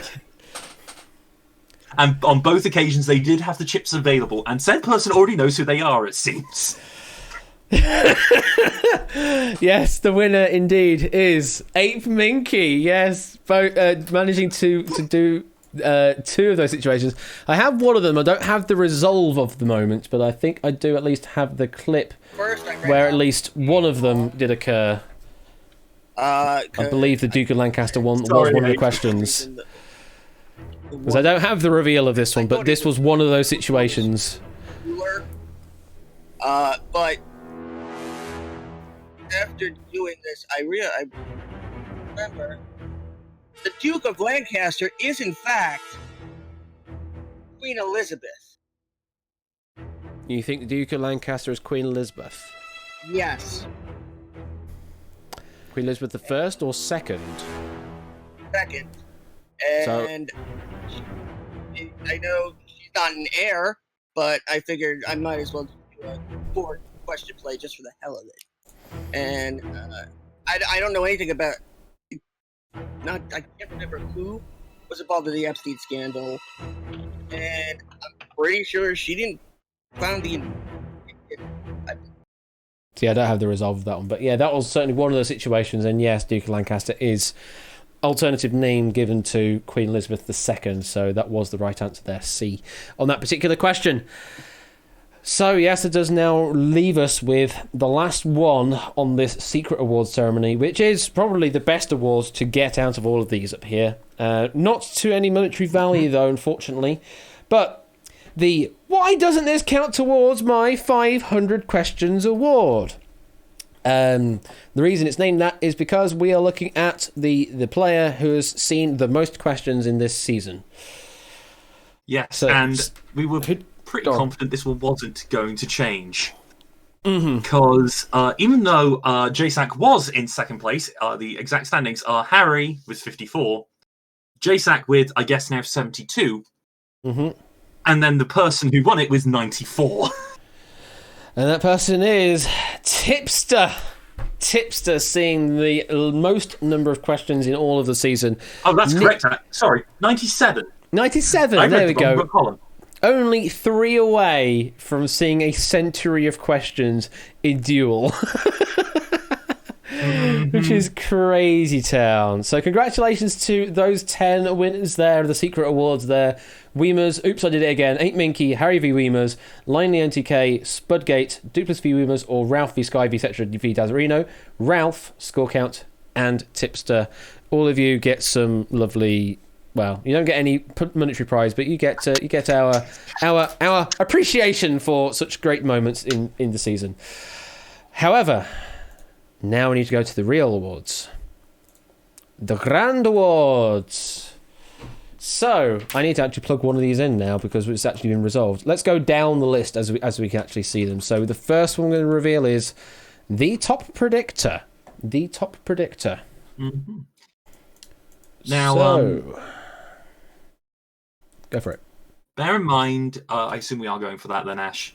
I presume so. I mean, I could try plugging the answers in again to see if it can resolve the board for me correctly. Edit, result. That was that. Okay, this actually letting me edit them now. Yeah, that's right. And now it's flipped them upside down on the other duel. Oh, I suppose it makes sense. You're supposed to have different sides. No, those first 10 were the jokey, memorable moments awards, but these are the actual prizes. These are the actual prizes, yes. Why is it not letting me report the final scores? It let me report the previous grand final, but not the final grand final. Oh, now it is. Let me report that. Hit the save button. Is it actually going to report it? Challenge, why are you being so slow today? Challenge is being an absolute challenge, apparently. An absolute bracket. There you go. There's an expletive for you. An absolute bracket. Yeah, it's not taking it. Why isn't it taking it? Samson takes the win. There it goes. It's gone through now. So hopefully the predictions have now been resolved. And It's about to. Yep. Okay. It has updated on my end, and that's not the name you gave me. That's not the name you gave me. It's not the name I gave you. You're right, which is confusing me. It's a good thing we checked No this then, end. because now we're actually giving the right person the award. So according Okay. Okay, I guess I assumed it would award 16 points for the final round. Don't shoot the messenger. It's just what challenge does. So. But I assume because Samster lost and then won, it's not awarding those 16 points to the people who I thought were going to get them. I guess so. Because, yeah, okay, then that's okay. Then if that's the result that challenge wants, that's the result challenge is going to get. That is what we're going to give, yes. So I guess in tied third place, we're looking at Grunkle Squeaky and an Untitled. but that's useful. Mm-hmm. In tied second place with 32 points in their predictions was Scoots Dust and Probably Wrong. I'm not entirely certain who Probably Wrong is, but it's Probably Wrong was tied second. However, there is an outright winner just by a single point, and with 33 points on the prediction is Sky's predictions based on no logic whatsoever. So, presuming by that name, Captivating Sky, you're a winner. Captivating Sky, you are a winner on the predictions. And you're going to get a £5 gift from me, either in PayPal or Steam. Again, let me know on DMs afterwards, however you would like to have it sent over. But Sky, absolutely, with the no logic, but getting the best prediction there with 21 of 45 picks and 33 points in total. Well, there you go. That's predictions, folks. And Matt is last at the bottom there, yes, with StatBot's predictions. But those are more based off of hard stats rather than just gut picks. He tried. Okay. He did try. Okay, we now go to the meme award. So this is for, I think, the longest sort of standing meme of Duel, not necessarily of quiz night generally. The meme question that resounded the most within the community, I think, is the best way to put it. That's certainly a good way of describing it. Yes, and I think I'm just going to reveal it. The winner of the meme award. It's not pining. No, it's not none of those. It is Comic Sans Best Font. Comic Sans Best Font well done, is the meme award. So, Catnip, you're going to get a prize as well, £5, either in Steam or PayPal. Again, let me know afterwards. Show us that clip. Do I have Comic Sans Best Font? I do have Comic Sans Best Font as a clip. You do have Comic Sans Best Font. Let's get it up there. Let's get Comic Sans Best Font up there. At least for a bit longer. Anyway, here's your first question. Good luck. What is the name of the short, paunchy skeleton character in video game franchise Undertale? The short. Your options are Comic Sans Best Font. It's so good. It's so good. The reveal is just gold. Yep. Okay, that It is just gold. It is not a one-question elimination. I mean, it's just. I mean, it's a throwaway question at that point because you're just basically throwing all the other answers under the bus. But still, it is a nice raised smile and laugh afterwards. But takes the meme award, Comic Sans Best Fonts. So yeah, Catnip, you're going to get a prize for writing that particular question. Okay, longest match award. I mean, there's a couple of competitors. Who do we have on the shortlist on this one? I'm quickly grabbing it now. We do have a couple of extra contenders, as a matter of fact. Just double checking that they're all correct. Let's sort by that. I think that's the fairest way to sort it. See, this is the fun bit. So, by number of questions, which I think is the way we agreed upon to do it. In third place was the Connor versus Grunkle match, very early on in the Duel tournament, which took 16 questions to resolve, and Connor ended up spending a total of 4 minutes and 16 seconds. Mm-hmm. Next was Tipster versus Weemers, which took 17 questions to resolve, although that took less time in actual playtime. But the winning match wins on both counts. Yeah, so it didn't matter which metric we went with. Taking 20 questions.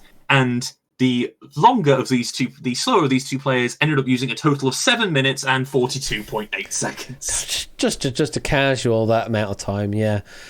The winner is Harry v Tipster.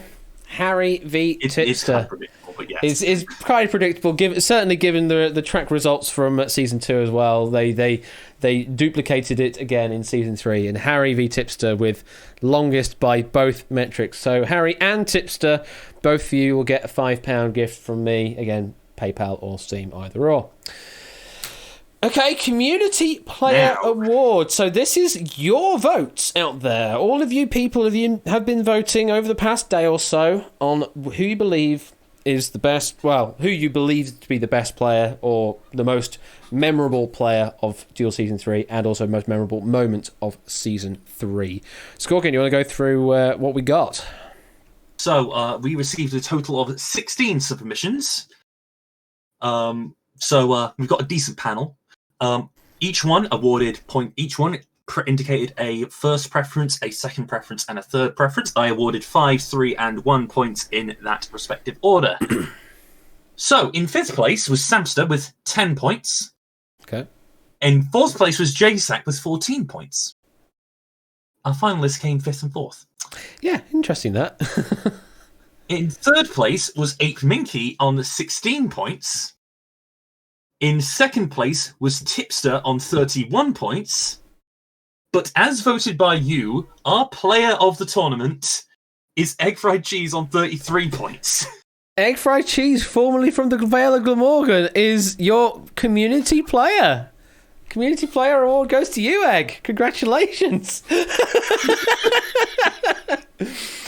getting some at-bash whats in chat and some whats. And, well, it's how the votes worked, Egg. It's just how the votes worked. So congratulations, Egg, and you get yourself another £5 gift from me. So let me know what you want, again, how you want that to be, Steam or PayPal, and I'll manage to do that afterwards. And our final award this evening, the Community Moment Award. So aside from memes or good questions or tense moments, just all of those, all in a sort of boiling pot, what was your favourite moment of Season 3? That's what we're looking for. Score count, reveal all. So we had some interesting votes for random community moments. We had when J-Sack's mum showed up. Hi, J-Sack's mum, or dad. I think I don't remember which one you are, but I'm. She appeared again in that deal then as well. Yeah, they appeared again. We got one person bringing up the Volkswagen moment. Oh yes, VW. Yeah. We had obviously one, but we had one person bring up Spudgate. Mm-hmm. Only one for Spudgate though. It is not our winner. No. We had one person bring up that one question knockout, and we had one person mentioning, as mentioned earlier, the hashtag Mind Games Singapore Chemical Elements standoff. Mm-hmm.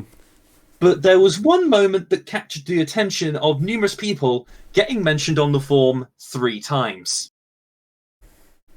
And I think you do have a clip for this one, Ash. Do I have a clip for this one? I do have a clip for this one, yes. And not just a clip, I have an edited meme of this one. So, Yay. Here it is. You don't know, you're the one that lives in this country. I don't know about the yes. Don't worry, I said festival. I said Edinburgh Festival, apparently. You at least know on which side of the equator Edinburgh is, so you already have a one up on me. So, I can reveal that. Oh no.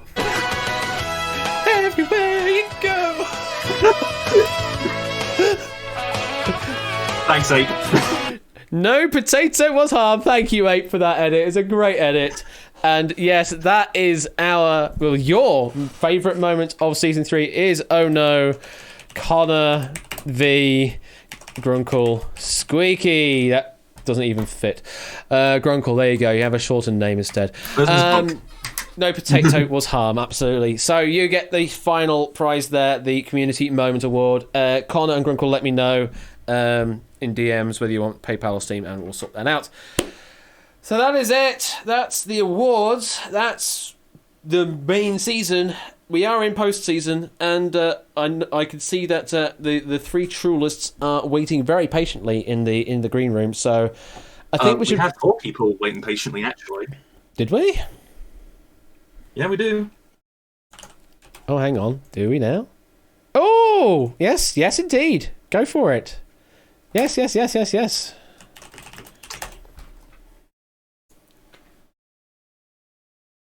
Give us a moment, guys. We've got a special guest coming. We have a special guest coming in. Here he is. Hello, I've Matt. missed you. How are we all doing? Yeah, good. I can't good. do 2 jobs. What was that? He can't do your job is basically what he's saying. Oh, great. Okay. No This one lets can me- do. No one can do your job, Matt. You're indispensable. I thought you were going to say incompetent, but okay. No, I'll never say that. Aw. You're trying to. You said in and then no.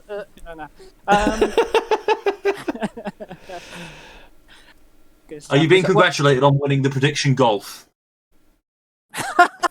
Oh, yeah. Oh dear. Well, I'll take any award I can get. So yeah, we are here at the end of the season, and well, I definitely couldn't have done it without these two guys here, Score Count and Matt, to help with refereeing everything. No, I really couldn't. So definitely needed your help with that stuff. And with all of you people writing all the wonderful questions that we've had throughout the season as well. I mean, I thanked everyone for 5 questions. I need to thank you all for all of this stuff, for all of the questions across all of the games that I do. It's because of you that I can continue to do this and continue to give you entertainment on the bi-weekly basis or twice-weekly basis. I don't know which way is the right way to say that. Yeah, Anyway. bi-weekly sounds about... Yeah, bi-weekly is right, because otherwise it would be fortnightly if it was every 2 weeks. That's true. That makes sense. So, yes, thank you all for all of the generous question writing, question proofing. There was not an award for the second season or the first season after. It's just this one's become a bit more involved. We thought we might as well do some proper awards and have a bit of fun with it. Absolutely. And Absolutely, hopefully, if we do a season 4, it will be a bit more streamlined because we've learnt some things and we need to enact on those things for the next season so that it doesn't last freaking 7 months long, 8 months long, 9 months long, however long it is. It's too long. Well, at least there won't be 123 days between the end of this tournament and the start of the next one. I'm just waiting for someone to prepare the "It's been 84 days" gag. Well, I mean, this is the end of this. But shall we get into the exhibition trawl? I think we should. They say they've been waiting. What have we got going on here then? We have Champion of Champions of Champions to play out, Matt. Of course. So we're going to have to open up one of the old trawls and make a copy of it for our Champion of Champions of Champions. Trawl Champion. While you're setting up for that, Ash. Yeah, you do that and you bring them in. In come our 3 champions of Duel. Champion of Season 1. Everyone knows him. Everyone loves him. It is Elias the Panda. You can say hello if you want, Panda, or I can move on. Hello.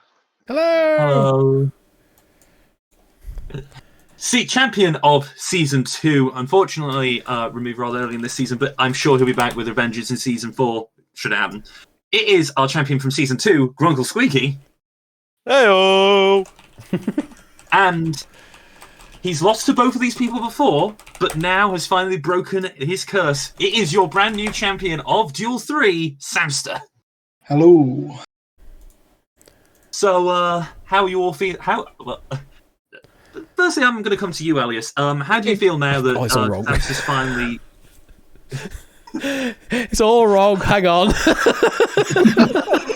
Hang on. I'll back for time. It's fine. I don't even have a panda anymore for some reason. What the heck? Why don't I have a panda anymore? It's all bass backwards. Panda, how do you feel now that... well, Panda and Grunkle, how do you both feel now that Samster's finally gotten his championship? Terrified. He apparently knows what color red cards are, so I don't know how to handle this information. I'm very proud. He got, he lost Season 1 to me on a question that was a specialty of mine. The question that he lost to Grunkle on, I guess computer science is a specialty of mine or something like that. So, he just got very unlucky with the picks against us in previous seasons. Very much deserve the win this time. I think Samster definitely finally got the questions suitable for him to be able to write his road to victory. It wasn't luck, it was just not bad luck, rather, I'd argue. Yeah, I think it is definitely fair to say that he has been a little bit unlucky. Samster, how do you feel being against the now being with the being in the hall of the 2 people who have defeated you in the past? absolutely terrified. But we're going to give it a good go. We're going to see what happens. Indeed. It's definitely interesting. The three very different, I think, styles of players have all gathered here now as different champions. So it definitely says something about the different ways that all three of these seasons have gone. So it's definitely going to be interesting to see how you all do under the Troll format, which it's definitely interesting because obviously, Samster, you are the one who has become the champion in the series that included the Quarrel/Troll format as a integral part of the tournament. So potentially, it could be argued you have the advantage here. You could say that, but also it's been how long since the Trolls and all Well, you that? didn't even have a Troll, to be fair. Exactly. I've been to bed many, many times since then. Don't remind us. Grunkle, though, obviously you have also been through the Quarrels and the Trolls, so you also have a bit of an experience. Oh no. True. But Elias, Elias, while you have played in some exhibition Quarrels and Trolls, this is your first time doing one in a sort of tournament-ish setting, as it were. So you are arguably the most unfamiliar with this sort of format, no? Agree with that. I would also mention that both of them were in season 3, and I flat out was not in the season at all. So I'm also probably the rustiest of the three. Indeed, very true. There we go. We got rid of that. Can I stop vamping now, Ash? I think everything is configured now. Okay. I have no idea how well the Trolls are still going to work because they're quite old, but hopefully they'll work. Hopefully everything will be fine. Okay, well, in that case, I wish all three... I think I've figured Grunkle. Oh, Grunkle, why have you changed? Why is that name? What is that name, honestly? What's wrong with it? Grunkle, quote, Truels and Tribulations. Okay, Squeaky. to be fair, at least he's referencing a good game. I suppose, yeah. Anyway. Don't encourage score. What did you say, Don't Panda? encourage that. I encourage. I feel like I'm being talked down to here. I encourage it when it's a good reference. Right, am I good to go? I've put the author ID for Panda, so it should hopefully... oh, hang on. Is that going to exclude the questions you've seen? Hopefully you haven't seen many questions recently, Panda, because otherwise it could exclude a lot of them. No, we're gonna have one question in the database. We need to make sure you exclude it. Right, let's quickly do a test question to see if it all works still. Looks like it does. There's some audio as well for you. And there's the options. I've got to remember to look up now at the answers. Oh, Panda's accelerating. We haven't seen an accelerator for a while. I forgot what this feels like. Accelerated, did we? In the final. Was that, sorry? We didn't use any accelerators in the final, did we? No, you didn't at all. In neither part, no. Just reveal and... Yeah, the answer was B. Grunkle wins by default. Let's press the reset button. Let's put everything back to where it was. Okay. Just as easy as the season 2 final. So to clarify the rules for Trolls that we had originally established with season 3, each player starts with 10 chips, 1 accelerator, and 4 minutes on the clock. The Quarrels were 3 minutes, and it got bumped up to 4 minutes for Trolls, and then they got the full 10, 2, and 5 minutes in the main duels. So I'm going to leave it at the 10, 1, 4 for the Trolls, as we did have before. Everything seems to be working. Panda, are you ready to play? I am indeed, sir. Grunkle, you ready? Yep. And Sam, you ready? My adrenaline's about to run out, so yes. Let's get done now. So for the champion of champions, Troll. Let's Troll, I guess, rather than duel.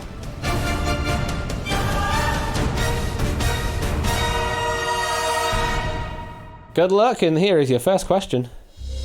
Which of these stories by Arthur Conan Doyle was first published in the weekly magazine Punch? Options are Now Then Smith, Uncle Bernac, the story of Spedig's Dropper, we've got an accelerator from Sam, or the debut of Bimbashi Joyce. Grunkle is in. And Panda is in. We finally see an accelerator, folks. Sam, did you think the accelerator was any good though? Because you only have the one to play in a troll. I just thought I'd make up for lost time. I like. I don't know. I kind of feel like everyone's just going to use 4 chips anyway, but I just wanted to use it. Well, let's drop the screen. Yep. Yeah. All 12 chips on the board, so we're definitely through no matter what. We'll go through in order to see what you think on a 1-chip answer though. So Panda, if you did have a single chip, what would you go for? Oh, it would have been a blind guess. Probably the story of.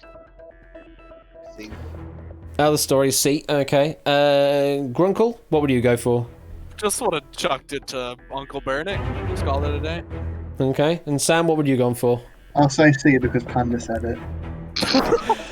Well, you've all been wrong. The answer was D, the debut of Bimbashi Joyce.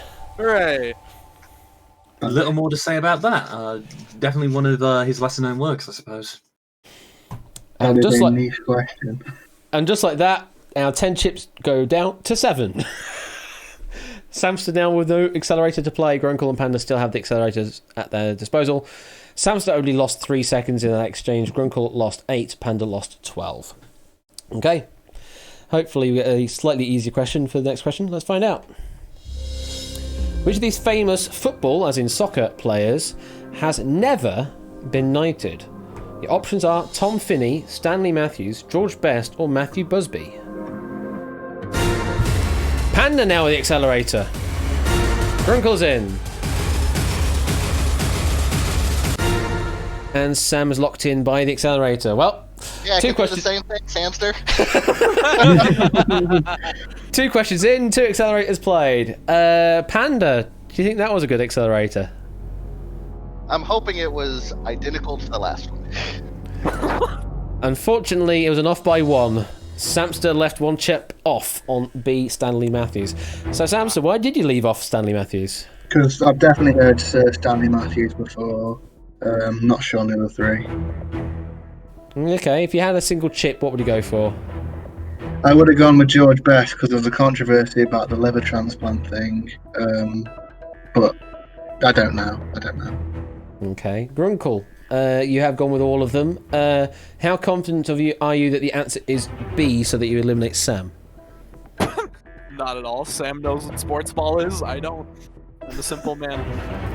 Okay, and I'll ask you the other question. If you had a single chip, what would you play on? Just, if I had a single chip, I would have gone for George Best just based off of the fact that Sir rolls off the tongue less easily in front of his name. That's it. Only reasoning. And Panda, you instigated the accelerator play there, and did play all 4 chips. If you had a single chip, what would you go on for? Truthfully, I probably would have leaned toward George Best just because that's one name that I particularly recognized. Okay, fair enough. So you would all have gone the same way if you had the single chip. And this time, you've been right. The answer was indeed C, George Best. Yet to receive a knighthood, whereas Tom Finney received his in '98 with Jeff Hurst. Stanley Matthews received his in 65, and Sir Busby received his in '68. Okay, and just like that, we're down to 4 for Panda, 4 for Grunkle. Samster with a chip lead now on 5. Only Grunkle with the accelerator left, though. I control the rate at which lobsters die. You do know you need to use it in the next question now, just to keep it up. Just to keep it up, yeah. No, I don't think I will. And look at the timers. The timers are pretty much level. Samster only with 1 second lead over Panda and Grunkle. Panda and Grunkle on 343, Samster on 344. Okay, next question is... Milk can help cool down your mouth when you eat spicy food. This is because of which compound in the milk? Your options are lactose, lecithin, whey, or casein. Lecithin, maybe, for B.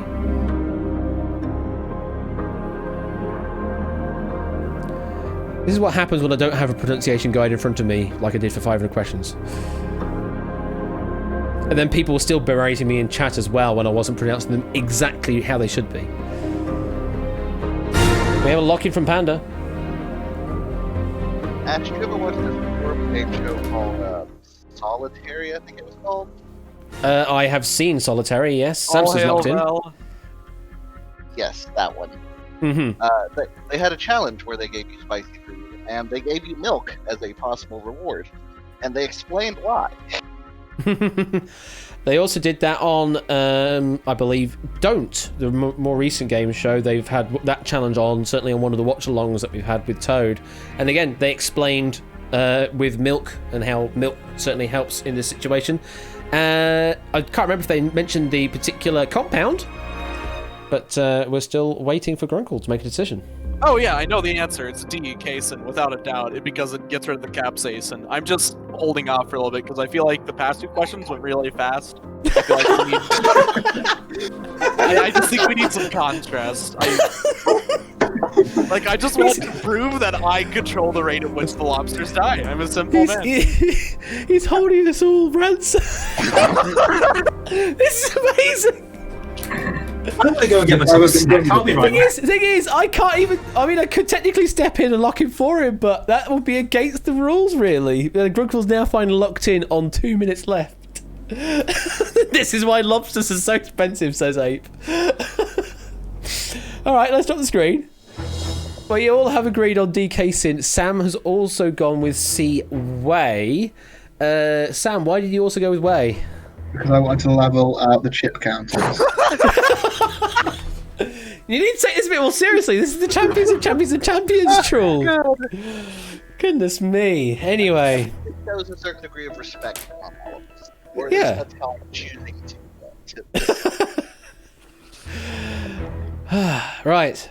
Correct answer, though, is indeed DK Sin, yes. And as someone pointed out, this did come up once when we were watching Fort Boyard.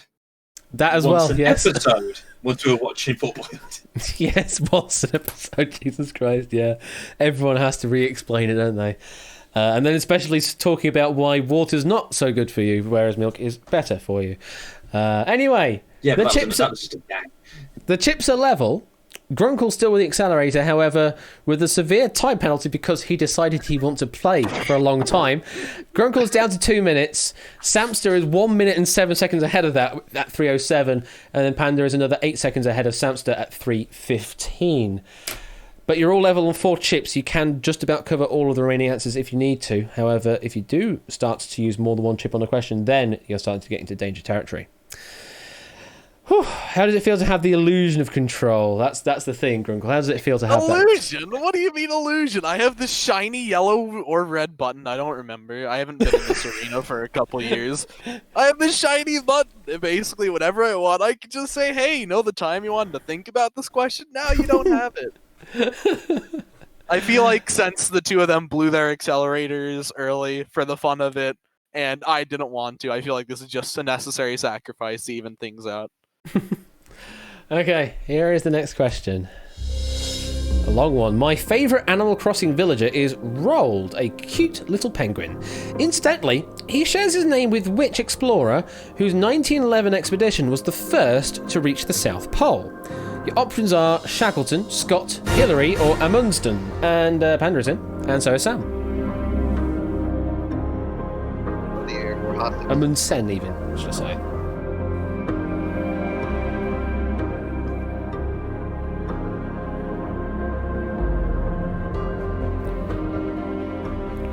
Grunkle with the long play again. It's just burning his timestamp, kind of automatically.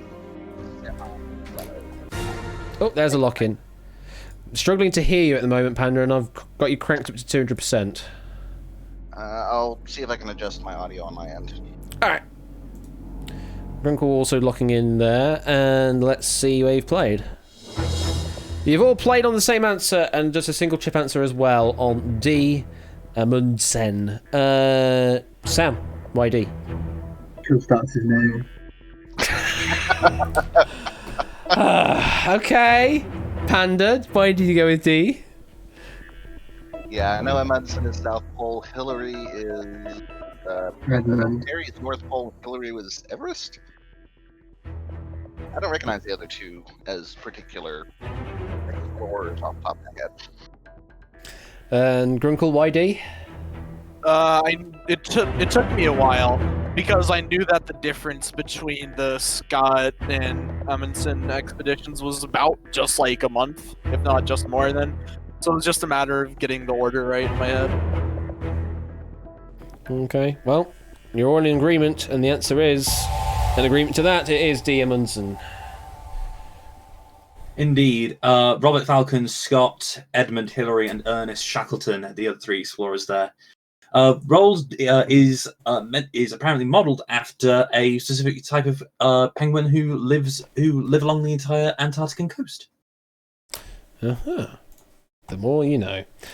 Grunkle now down to 1.5 minutes. Samster on 3:05 and Panda on 3:13. All still with 4 chips remaining, and Grunkle still with that 1 remaining accelerator in the game. Here is the next question. Another long one. Which 2006 video game, the 4th best-selling of all time, was described by gaming news website IGN as a successful showpiece for Nintendo's new hardware? Options are Wii Fit, Wii Play, Wii Sports, Wii Party. Samster's already locked in.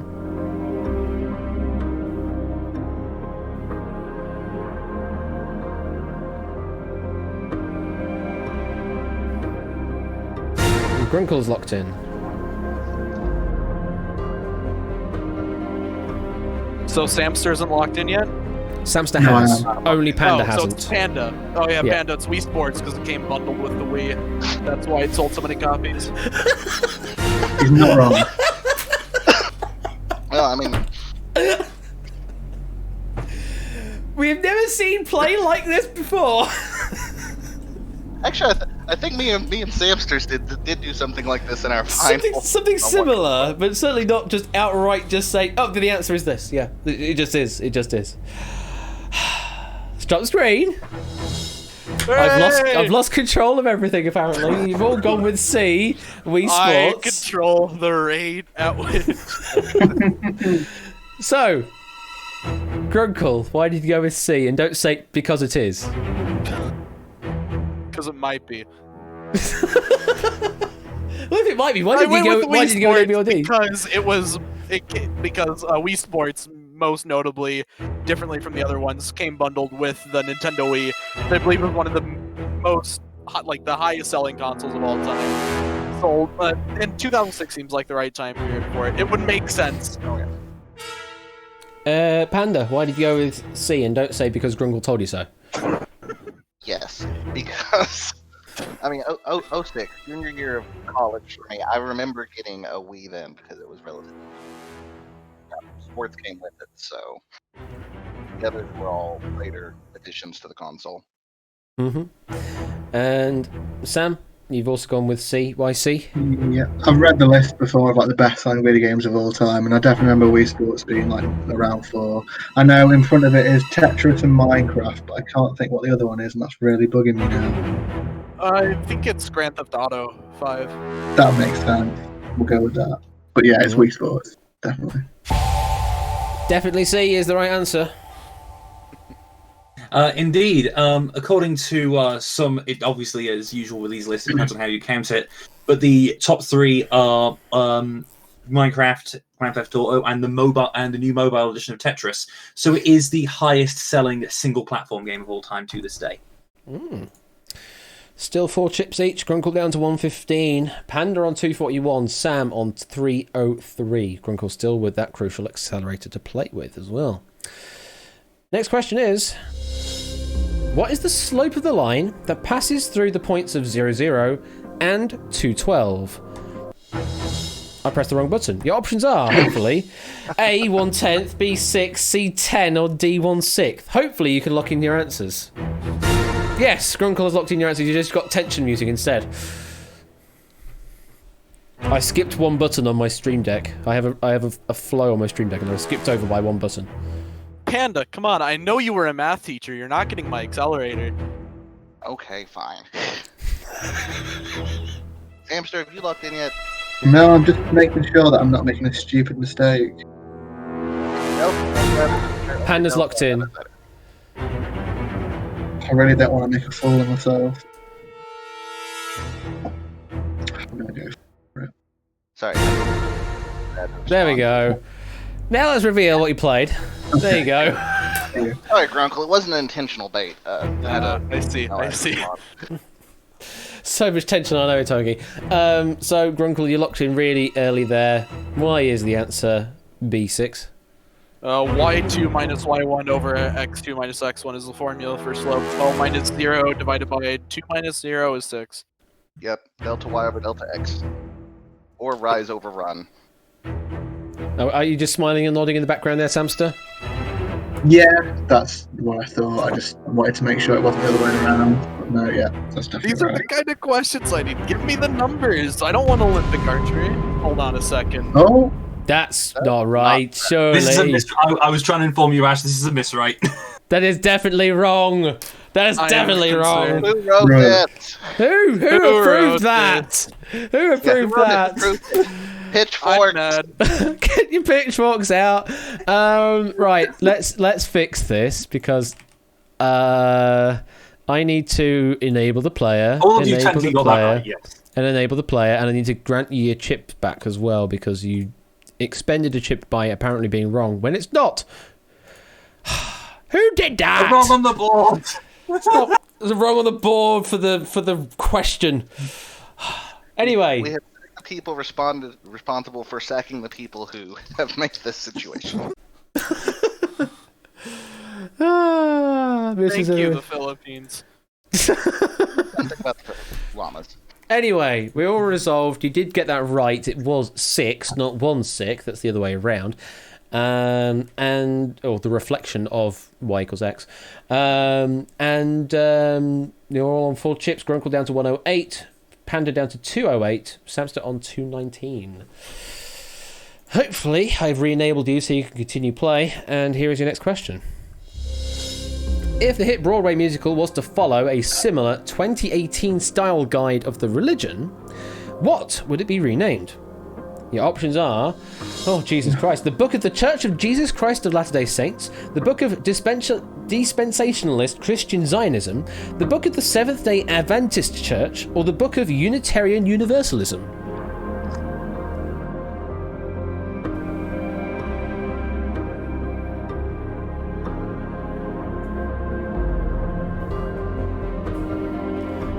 Grunkle with less than a minute now.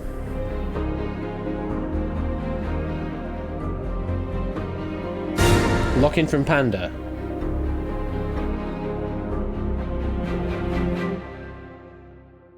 "30 seconds left, Grunkle.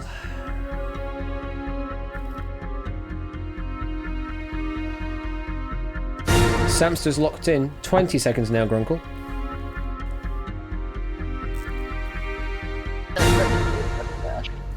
And Grunkle's now locked in. What was that you saying, Panda? A question. If Yep. Grunkle auto locks from a timeout, is he still able to accelerate afterwards? Technically, yes. Okay. Technically, yes. He technically he would be allowed to do that, yes. Because the use of an accelerator is outside of the scope of the timer, so yes. Okay, let's drop the screen. You've all agreed on A, the Book of the Church of Jesus Christ of Latter-day Saints. Grunkle's also gone with B, the Book of Dispensationalist Christian Zionism.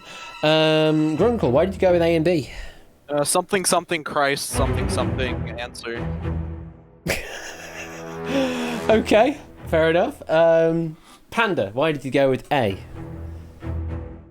Because my great-grandmother went to a Church of Jesus Christ of Latter-day Saints up until I remember them having a big speech on how they had separated from the Mormons, and they weren't really Mormons, but they still kept the name. Mm-hmm.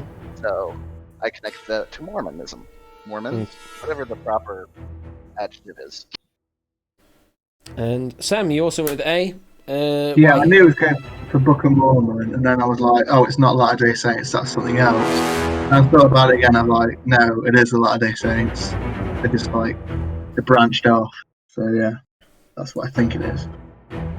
Okay, well, if it is A, then we continue on. If it's B, Grunkle takes the win of the Champions of Champions of Champions. And if it's C or D, then we go to sudden death. And the correct answer is... It is A, the Book of the Church of Jesus Christ of Latter-day Saints.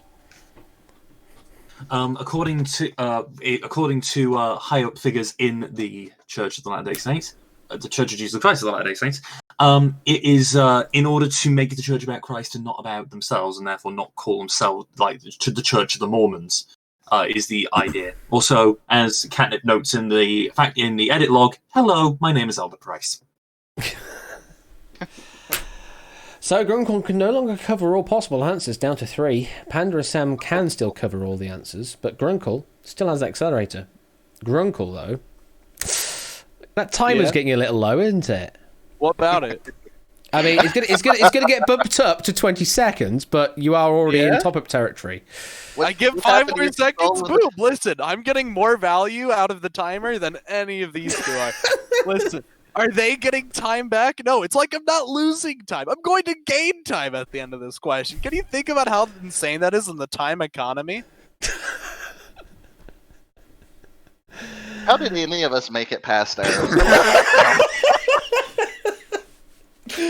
Anywho, Sam is on 1 minute 32 left. Panda is on 1:37 left. Okay. Listen, I ran the numbers. Chips are out. Time is in. I think we're probably going to be in rush mode music as well because Grunkle is in less than a minute. You're welcome. See. I like the rush mode music more. Next question. What is the first name of the American comedian best known for his character Pee Wee Herman? Options are John Paul, George or Ringo. Oh, some inspired answer choices. Top screen. All going with B. Paul. Should I carry the tension over? Nah, we'll just reveal it. See, watch us. Ready? Boom. 3 seconds back. It's I'm insane. not even going to say anything. Moving on. Paul Rubens, possibly. Again, Grunkle topping up to 20. Sam now down to 130. Panda on 133. Grunkle still with that one accelerator. When's he going to use it? Who knows? Is he going to use it? Who knows? Only Grunkle knows. Grunkle knows. That's me. I'm Grunkle. Next question is, which of these Asian countries does not have a waning crescent in their flag? Options are Singapore, Malaysia... Oh, what? Go ahead. Singapore, Malaysia, Uzbekistan or Turkmenistan? When I saw the choices, it was not what I thought it would be. Okay, fair enough. Grunkle, 5 seconds. And locked in.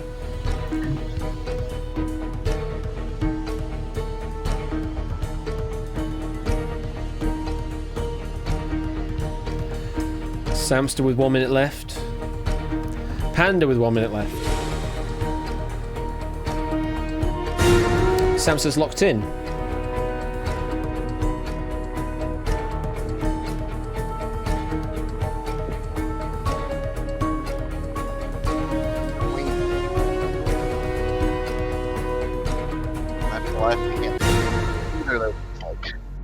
Panda with 40.4 seconds left on the clock. Samster with 54.2. Grunkle with 2.54 seconds left on the clock. There are 5 chips on the table. Woo! You guys put 4 down? Hell yeah. That's maths. Yep. That's how maths works. So Grunkle, the most confident out of the 3, then went with just Turkmenistan. Yep. But everyone has agreed on that at the very least. Panda and Sam have also agreed on B, Malaysia.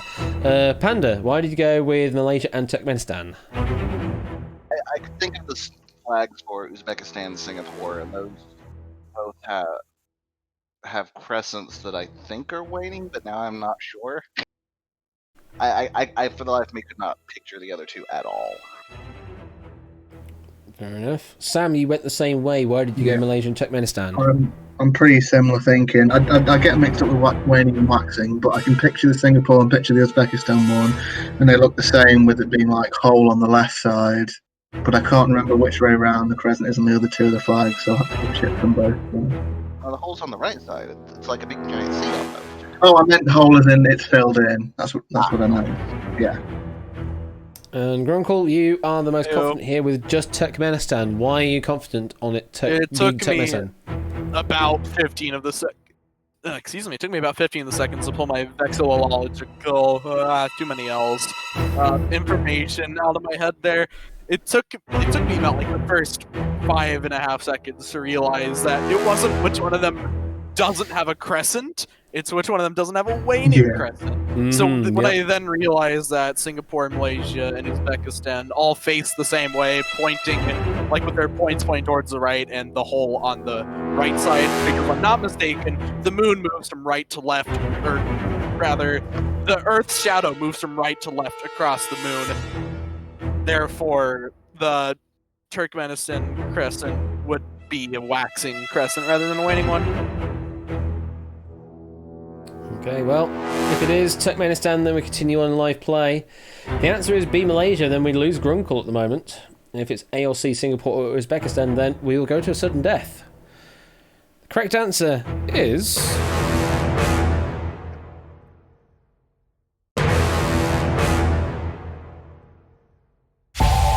yeah, it's D, Turkmenistan. Yep. Welcome to 3-chip territory, lads. Nothing else to say. You kind of said it all, guys.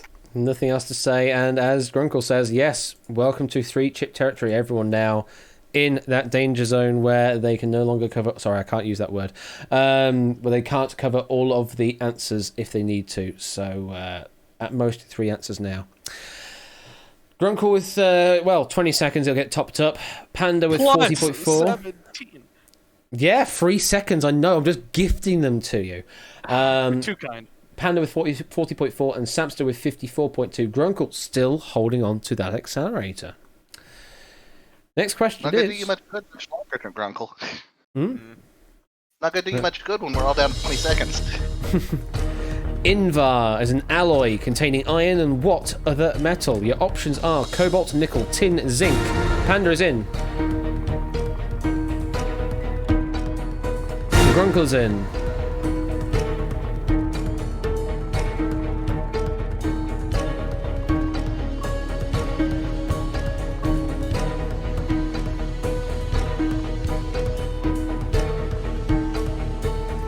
.30 seconds left, Samster. And a lock in. Interesting play. There are 5 chips on the table. Let's drop the screen. Everyone has agreed on B, nickel. That's the only thing that Panda and Grunkle have played. Samster's gone with 3 chips, gone with cobalt, nickel, and tin. So that's all 3 remaining chips on Samster's side on the table. Sam, why did you play 3 chips? I just didn't know it. Not heard of it before. It's not something I've come across. So, yeah, that's it. So why did you leave off zinc then? Because you had to leave one answer off. That's why. Because I had to leave one off. That's the only reason. Yeah, no reason. Okay. Panda, why did you go with nickel? If I recall correctly, Invar is Feeny, F-E-N-I, with probably some number of pluses and minuses in there. So that would be iron and nickel. Okay, and Grunkle? Memory. Grunkle, you also My went way with... of knowing this is probably the wackiest yet.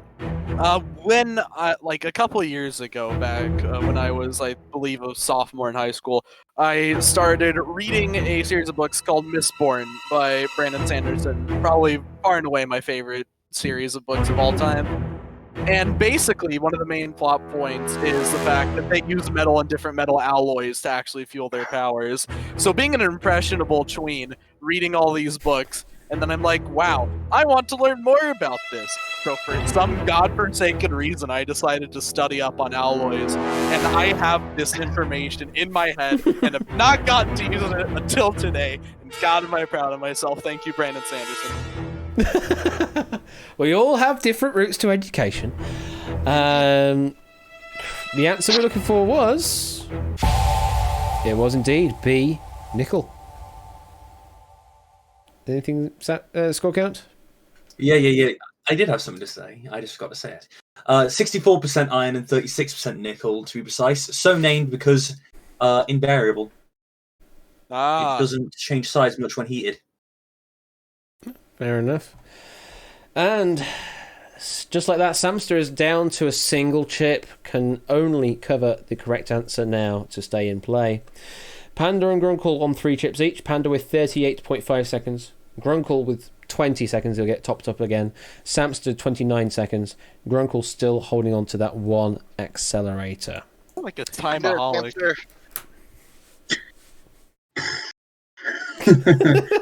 Bring it on. Well, I mean, it could all just get reset on a sudden death happening as well. There's always that to hope for, potentially. Oh, yeah.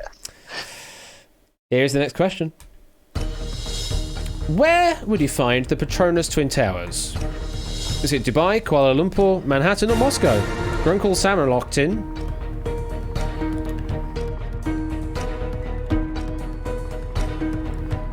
Panda with less than 30 seconds now.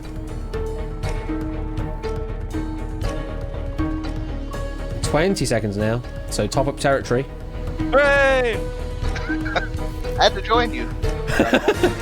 And Panda is The now. water's fine. Panda is now locked in. Stop the screen. Panda with 2 chips down, going with Dubai and Kuala Lumpur. Grunkle and Sam went with a single chip on Kuala Lumpur only. Panda, why did you go Dubai and Kuala Lumpur? I thought it was Kuala Lumpur. I had been there for a while, and I was like, maybe Dubai. I mean, Dubai's got a lot of them. Maybe I'm misremembering, and I couldn't place it solidly enough to feel comfortable risking it. Not this late in the game. Grunkle, why did you go with Kuala Lumpur? I don't have a funny explanation for this one. I just know it. Just know it. Okay, Sam, why did you go Kuala Lumpur? Yeah, it's in Malaysia. Yeah, it's Kuala Lumpur. Okay. Correct answer is... It is indeed B, Kuala Lumpur. If memory serves, isn't the F1 circuit supposed to be sort of strewn around the Petronas Twin Towers? I believe so, but then again, I'm not Matt. The Malaysia, I believe the Malaysia circuit goes through or sort of round buildings, and it's I believe it is, and Petronas being one of the main sponsors as well of F1 as well. So yeah, I do believe so. Obviously, quickly touching on all 4 of them do have a set of twin towers. Obviously, Manhattan, Kuala Lumpur, Dubai has the Al Qassim Twin Towers, which actually look more like the Chrysler Building, and the Federation Tower in Moscow, which is a building with 2 skyscrapers coming out of it. Lovely. Well, look at that. Grunkle with the chip lead. Grunkle with 3 chips, Panda with 2, Sam with 1. Grunkle and Panda are in top-up territory, so I'll only have 20 seconds left. Samster still has an extra 6 seconds on top of that, so it's 26 seconds left. Grunkle still holding on to that 1 accelerator. Oh, it's getting very interesting now. It's starting to get a little serious. Here comes the next question. Which character from the visual novel of Doki Doki Literature Club has the archetype tsundere? Options are Sayori, Natsuki, Yuri, or Monika. Panda is already locked in.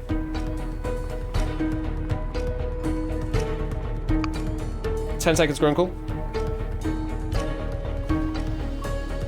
I don't like this. Grunkle's locked in. 10 seconds, Sam. One hamster. Yeah.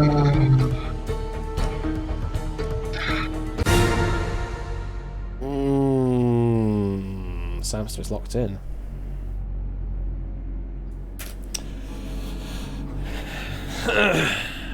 Well, I can say that there are 4 chips on the table. I know I've let you guys down. I apologize. Let's drop the screen. No. So, Panda has gone with just B, Natsuki. Grunkle has gone with B, Natsuki, and D, Monika. Sam has gone with C, Yuri. Sam, why did you go with Yuri? I don't really know. I've heard of Monica. I don't know why. I don't know whether that makes it more or less likely that's the right answer, but I don't know. Something drew me to Yuri. I've got no idea. I just don't like anime, to be honest. You put it out there. Okay, Panda, you went with just B, Natsuki. Why did you go with Natsuki? Natsuki's the one that's kind of aggressive. Adoring while showing aggression, which is usually how you define the term. Yuri's more secretive / depressed. And then Monica, Sam's kind of I guess you'd say the star or the main focus. in the grand scheme of things. Grunkle, why do you go in Natsuki and Monica?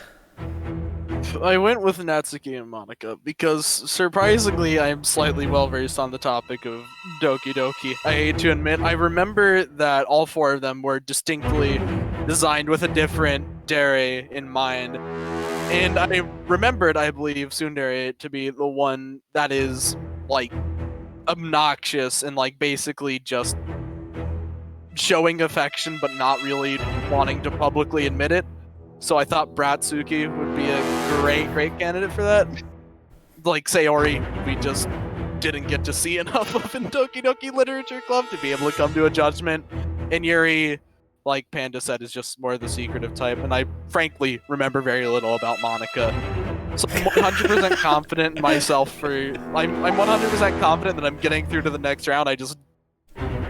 I'm more willing to go towards Natsuki than Monica, but I think it's fair to play a little bit safer since I have a bit of an advantage now. Okay. Well, if the answer is B, Natsuki, then we'll be saying goodbye to Sam for the time being. He may be brought back due to sudden death. If the answer is C, Yuri, then Sam will win this Champion of Champions of Champions. If the answer is D, if the answer is D, Monica, then Grunkle will win this Champions of Champions of Champions. If the answer is A, Sayori, then we will go to sudden death. The correct answer is...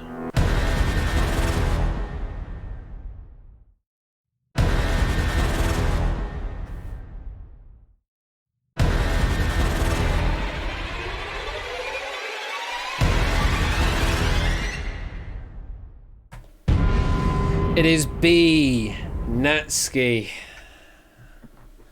Yep, I have nothing else to say, really.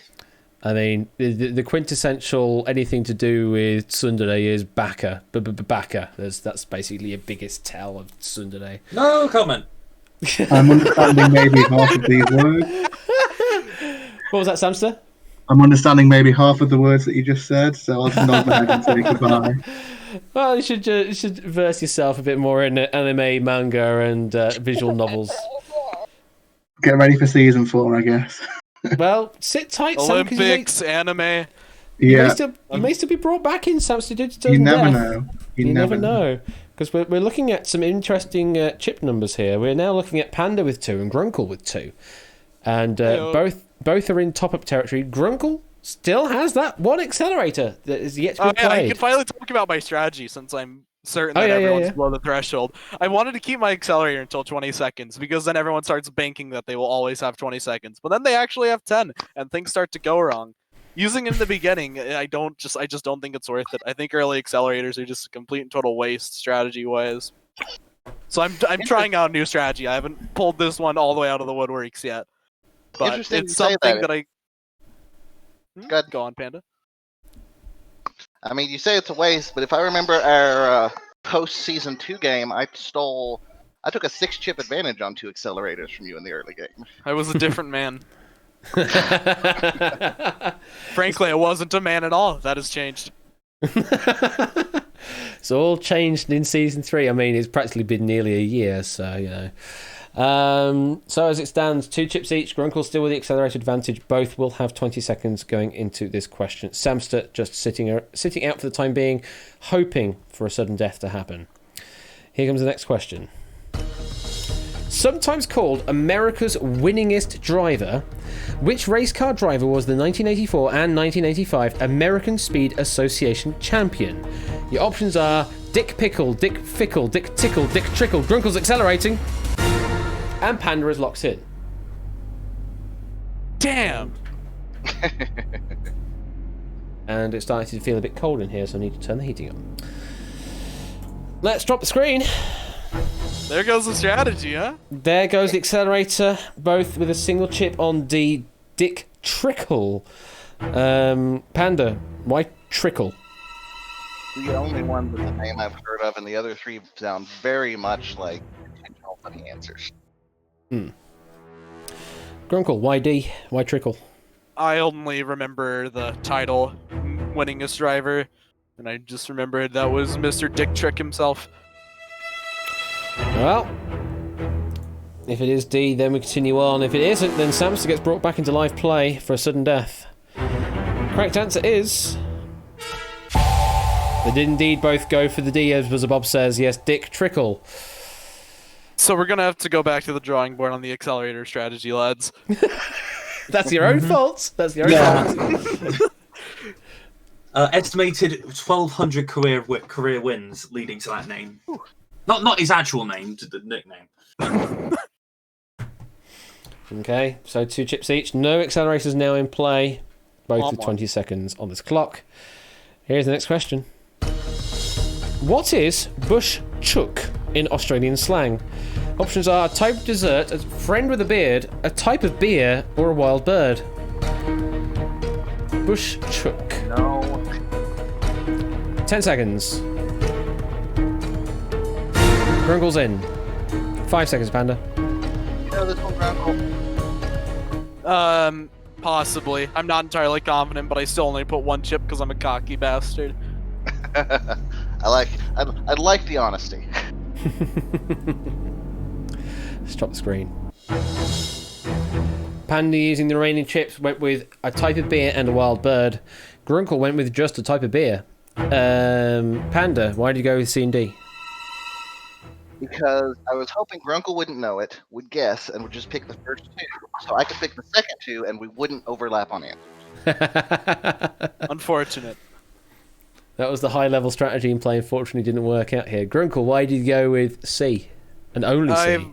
I've actually heard this term before, not in enough context to be able to tell the difference between a type of desert and a type of beer, but I've heard some of my Aussie friends over Discord actually mention the term, just saying that they have one, and I would assume they're not talking about a friend with a beard or a wild bird, but I just couldn't tell if it was something they were snacking on or what they were drinking.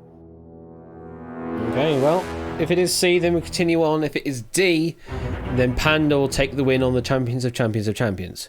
If it's A or B, then we will go to sudden death. Correct answer is...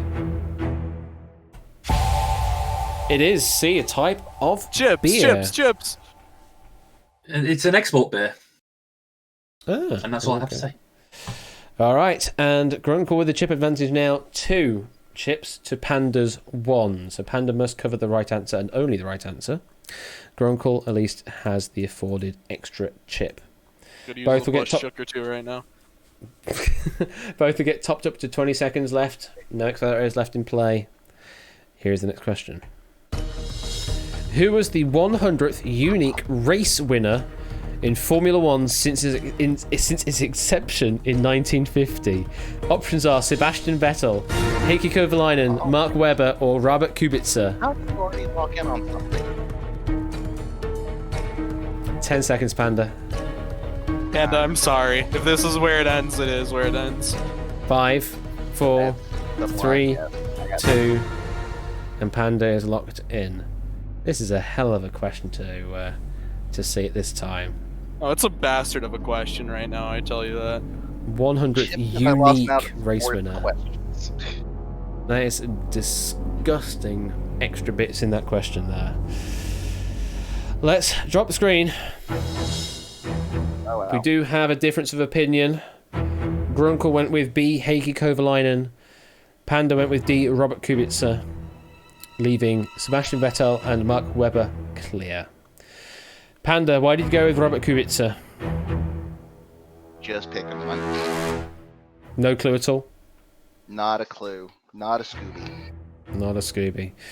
Grunkle, you did lock in rather rapidly. 1.5 seconds, I have it on my end here.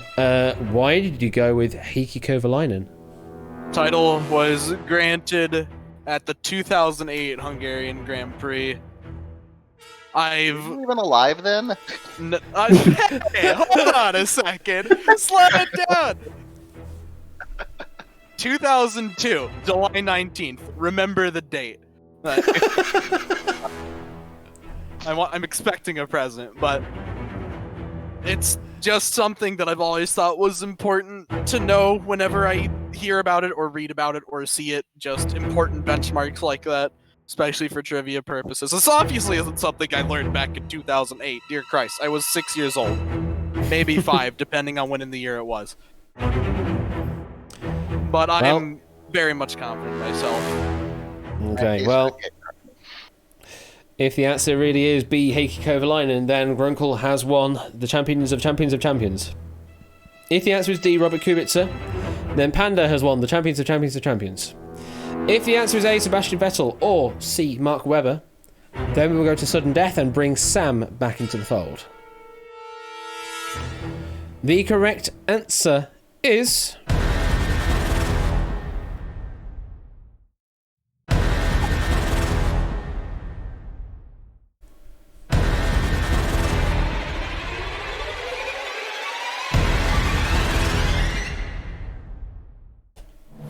It is B, Heikki Kovalainen, pretty much exactly on the nose as you were describing, and Grunkle is your champion of champions of champions. GG, good game. Well played. Well played, both of you. Good game. I asked this question. This question's level of specificity really makes me feel this is a car question. Yes, that was a car I'm question, struggling yes. with Panda's saying. Yeah, that was a car question he admitted as such in chat. He actually gave some extra factoid information saying that the ones you have listed here are actually the 99th, 100th, 101st, and 102nd winners. So they were all in the same ballpark as each other. I wouldn't have had a clue.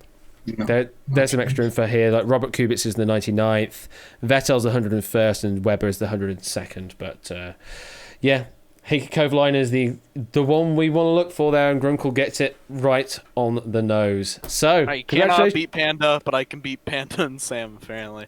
That's just how it works. It's a different format. That is what it is. It's a trill rather than a deal. So you're playing two people rather than just one person. What's your thoughts, Grunkle? What we're thinking now?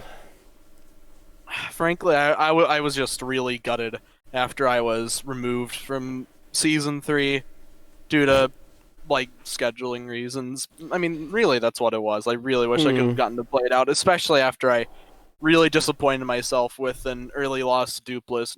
Nothing against Dupless, absolutely fierce competitor, but I was more disappointed in myself. So, just like the fact that I was able to actually get some kind of retribution for it makes me think that I might still have something in me. Oh yes, definitely. You're definitely a massive competitor, and maybe we'll look forward to seeing you in Season 4, if we do a Season 4. Should it happen, I'm coming back stronger than ever. Good to hear, good to hear. Panda, second place, a good, strong second place there. Just the question didn't fall for you at the end there, I guess. It didn't, and I think that this might be my first defeat in a standard, in a 2 or 3 person duel. I think I've lost a 4-person one, and obviously, but I'm not sure that I don't think I've ever lost a head-to-head. I don't believe so. I think the records are that you have not lost any of those. Very much. Wow. So we'll make it happen one day. It'll happen. Oh yes. So Panda, would you be up for Season 4? Schedule being what it is, I don't know. I'm not going to commit to anything. Sure. Baby Panda around, it's always hit or miss what can be done. Well, I mean, let me rephrase it. If you definitely could do it outside of all of those life and scheduling commitments, would you? Yes, I think I would. Okay. And Sam, third place, but not by much really. Third place. No, I put up a decent fight. They just weren't my questions. But I'm happy with that. I mean, I got the big win where it counted tonight, so that's the main. I'm happy with that. Absolutely, you did. Yes, a Valiant Season 3 winner, Valiant Season 2 winner, and Champions winner from Grunkle, and a brilliant Season 1 winner from Panda. Those are your champions of Duel Season 1, 2, and 3. Thank you for all of the follows coming through there. Not all jumble numbers as well following apparently, although I'm sure you have already followed before, just seemingly coming through again. Bits as well. Silent Marine 100 bits from earlier, thank you. Charlemagne 100 bits from earlier, and that's all the ones I've caught up with now. Okay, well, I think that kind of wraps up everything now with Duel Season 3, there's no more to speak of this season. You got any last words, score count? I mean, I don't think I do. I think I'm actually. I think I need to stretch my legs. So I've been score count. And yes, this is a proper send off now to season 4 of Quiz Night. Hopefully, if schedule all works out for me, and I can get new stream layout and stuff sorted in time, and also making Doots actually be a thing, then Season 5 will start next Wednesday with something. It probably will be something simple that works, so 1 versus 100, and they'll have the Doots conversion, so it won't have XP anymore. It'll actually be Doots conversion game. And then Friday, you do not want to miss out on Friday, which is definitely going to be at least the start of season 5 of Quiz Night, because Catnip will be doing the first episode of Golden Mind on next Friday. So, and then she'll be doing streams every other Friday from then onwards as well, and possibly also an extra stream somewhere in the mix of dates, possibly a Monday or Thursday, depending on when other people can and can't do streams, because there's just one extra stream that she may need to do to make it fit before the end of the year, before Christmas happens. And also do stay tuned, because there may be some plans for coming up to the holiday season with Christmas and stuff, so keep your eyes out, because there may be some extra things on their way as we come to the close of. I mean, it's certainly been a year, 2020, hasn't it? But let's go out in style, let's say, and make it a good season 5. Can't wait to get your Dukes debit card. Yes, be able to cash them out to the total sum value of still 0. It's end of season 3 of Duel, going into whenever season 4 happens. End of season 4 for Quiz Night, going into season 5 of Quiz Night. One do is, it might be that value, Buzzer Bob. I don't know. I need to check with my economist to see if that's the right value or not. But thank you very much. We have an economist. I mean, I might. I don't know if anyone else does, but I think True. I might. I'll speak with people. I have people. That's it. I'm waffling now. Stuff is happening. Toad and Abe is going to be doing Cash Mountain as a season 4 cooldown in Discord. So if you want to win maybe an 8-figure sum and play a game that never happened because it became a much better game called Who Wants to Be a Millionaire, then you can go and play Cash Mountain with Toad and Ape. Oh no! I know what that's going to do. That's not going to be like it was last night, was it, Toad and Ape? Because that was just freaking hilarious. If it is going to be like that, then you do want to tune in, because you will be laughing your ass off. It was just ridiculous what was happening last night in Discord. By the way, do join the Discord if you're not already on there, because we do all sorts of stuff on there as well. People host their own games. 8Minky hosted his own invention the other day, Letter something. I can't remember the name of it now, but it was Letter something. Really, really good game actually to watch. Just try and fill in the blank, and hope you don't match with anyone else. Perfect Letters, Letter Perfect. That's the one. Yeah, that's the one. Letter Perfect. So all sorts of other things like that. I've got plans, ideas in the works. Play-alongs, watch-alongs. I know that I think Toad might be doing a Press Your Luck watch-along at some point as well. Maybe a Weakest Link watch-along. All sorts of stuff happening. And I've got plans for things coming up in the next season. I mean, I need to get around to doing the Vault at some point. I've got my own other idea burning as well. For a new proper new game. IP. Another original IP, I know. I'm really deviating, aren't I? I mean, I've got Outright now, and Outright. I mean, Wiki Walker we don't count. So no. We don't count it. It was too good. There's no reason to keep it in consideration. And also Connor, that's a good point as well. Connor is also doing his countdown tournament as well, starting from the 12th of October. So ever more reason to join the Discord if you want to join in on his countdown tournament, also being hosted there. Pokernuts, I believe, also does weekly Only Connect walls as well, so you could go and join in on that. There's lots of stuff happening, loads of stuff happening on the Discord. I can't cover it all. Just go and do the things, join the things, say hi. We do Fall Guys stuff. Season 2 of Fall Guys has started as well, so we do some more Fall Guys as well. That's Get true. on the Fall Guys roll and all that jazz. I need to find all the things. Anyway, anyone got someone we can raid? Professional waffle.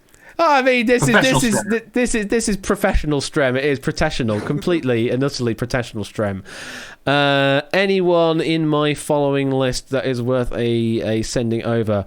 Ooh, do you want some funk? I think you want some funk. You definitely want some funk. I think I know where we're going. So we're gonna go and raid over to the Super Soul Brothers. They are an absolute epic band. Well, I mean, it's Gwobs is basically is the main guy behind it, but it's Gwobs and Dak currently doing their thing, and they're doing some music production, and they do like funk and soul covers of video game music. So definitely good listen to. So go and say hi. And what are we going to say for our raid message for this? I mean, No.